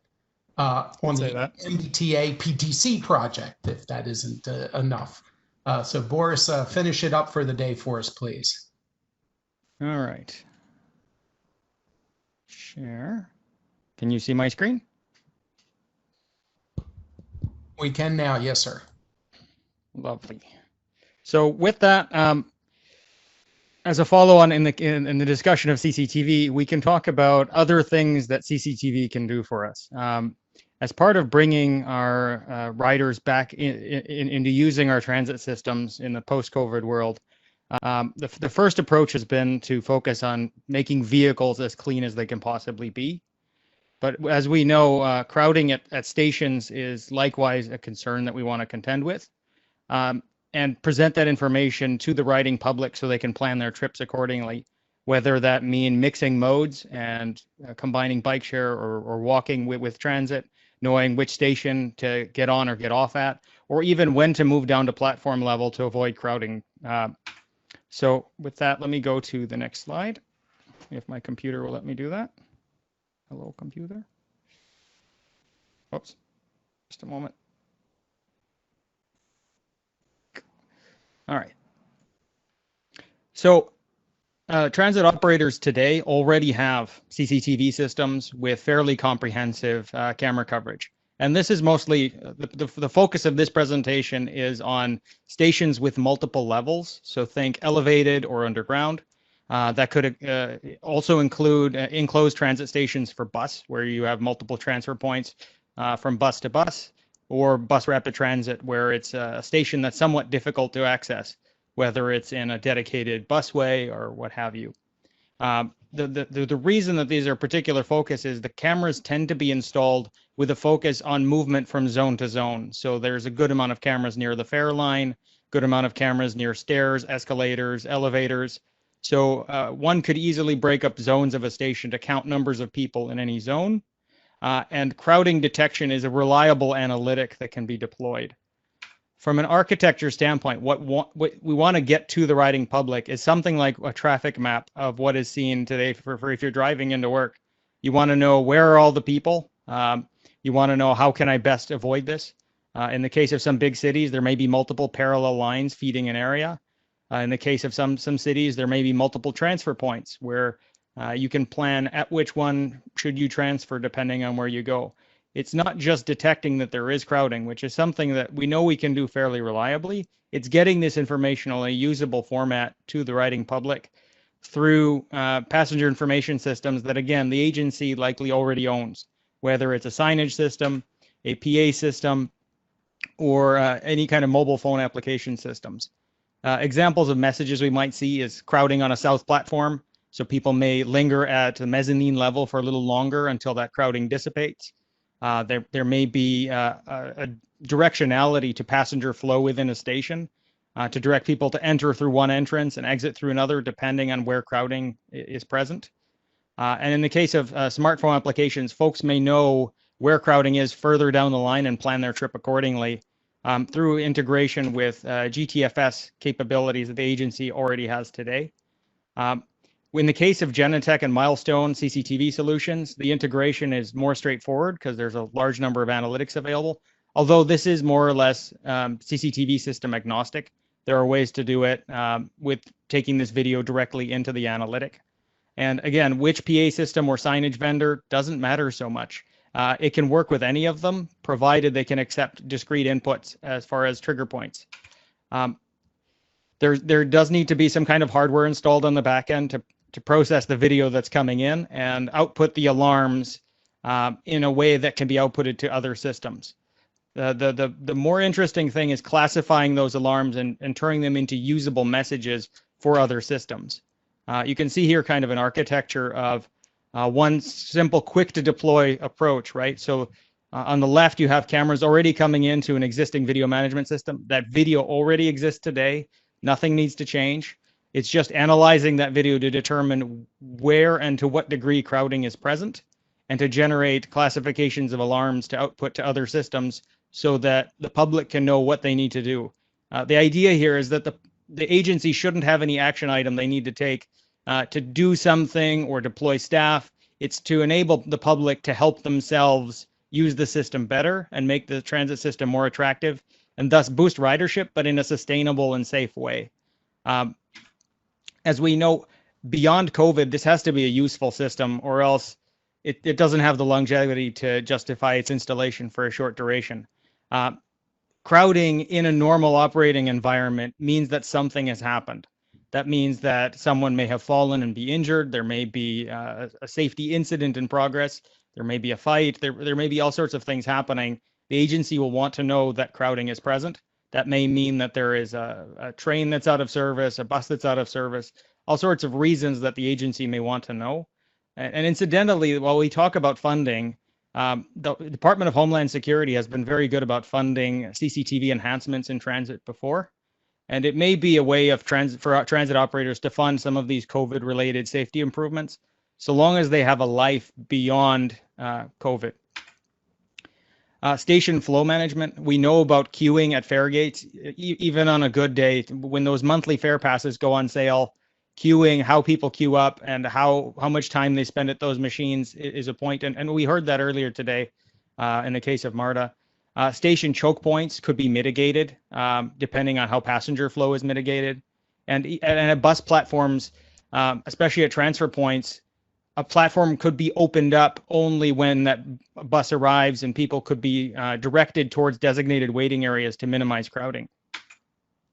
There are certainly other applications like packages left behind and safety things, but really the focus here is on mitigating crowding because it's something that can be deployable quickly in a reliable way with low false positives, and then grow into something else with additional capabilities. And I wanted to run through this quickly so we have lots of time for questions. We can see here kind of one of the analytics vendors, Ipsotech. This is something they can do for counting the number of people in an area. Additionally, they could do social distancing detection if an agency wanted to go that way, or alternatively, what they call tailgating detection if two people go through a turnstile. Because fare enforcement is certainly one of these things that agencies are interested in. It costs agencies revenue when fare evasion is present. So that's one of these follow-on things. There are certainly safety implications where you have a trespasser in an area where they're not supposed to be, where analytics can make all of this video that's coming in usable and actionable. And as we see on the right there, queue management at major transit centers and stations is a pretty important thing. If you imagine Grand Central in New York, Union Station in New York, at any one of these major stations where commuter lines come together with passenger rail service, this is certainly something that becomes an issue. And even at bus terminals, managing queues as folks wait to board becomes more and more important. And with that, I open it up to questions because I want to spend as much time talking as we can. Thank you so much, Boris. That was fascinating. I loved watching those graphics at the end. And to the person that asked, all of the presentations from today and tomorrow will be available to attendees at the end, and Shivani and we'll talk about how those will be available afterwards. So don't fret about having to do screen captures or things of that nature, because we will make these just incredible slides all available to you. So Boris, you know, I know you were around this morning about our discussion when we were talking about what you just showed and the potential uses of it and the potential importance of the privacy, if you will, of this information.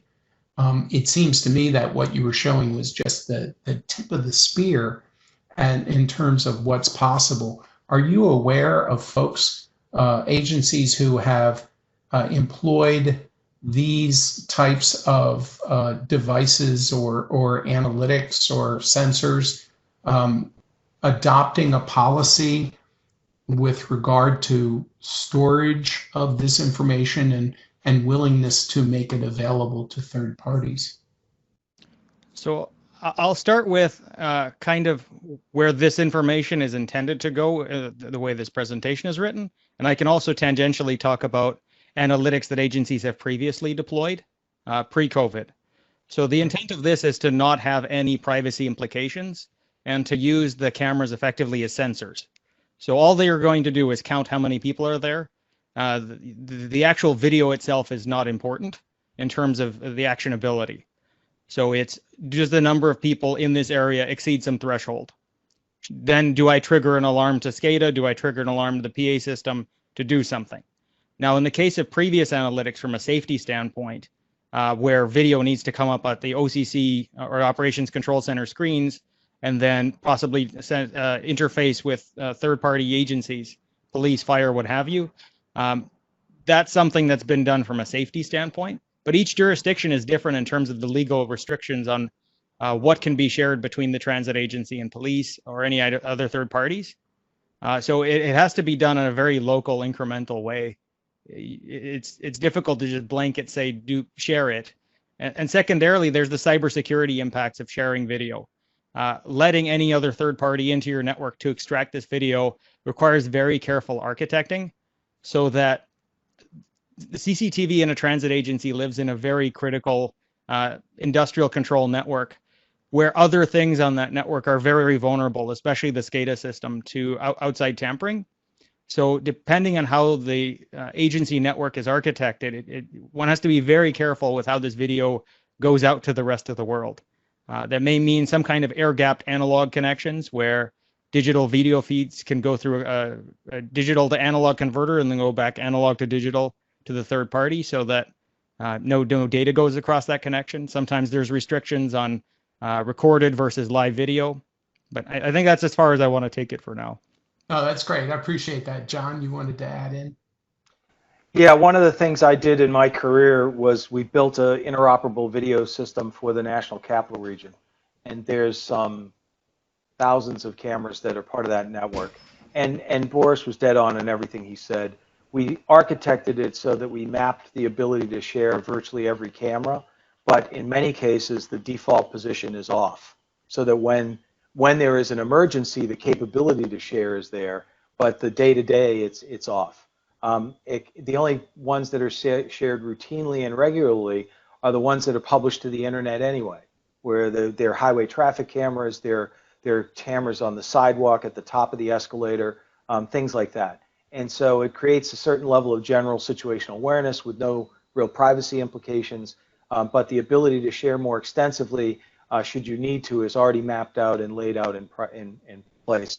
And there's an MOU between all the agencies, and there's no recording that's done, as what Boris said. The agency will record if that's their practice.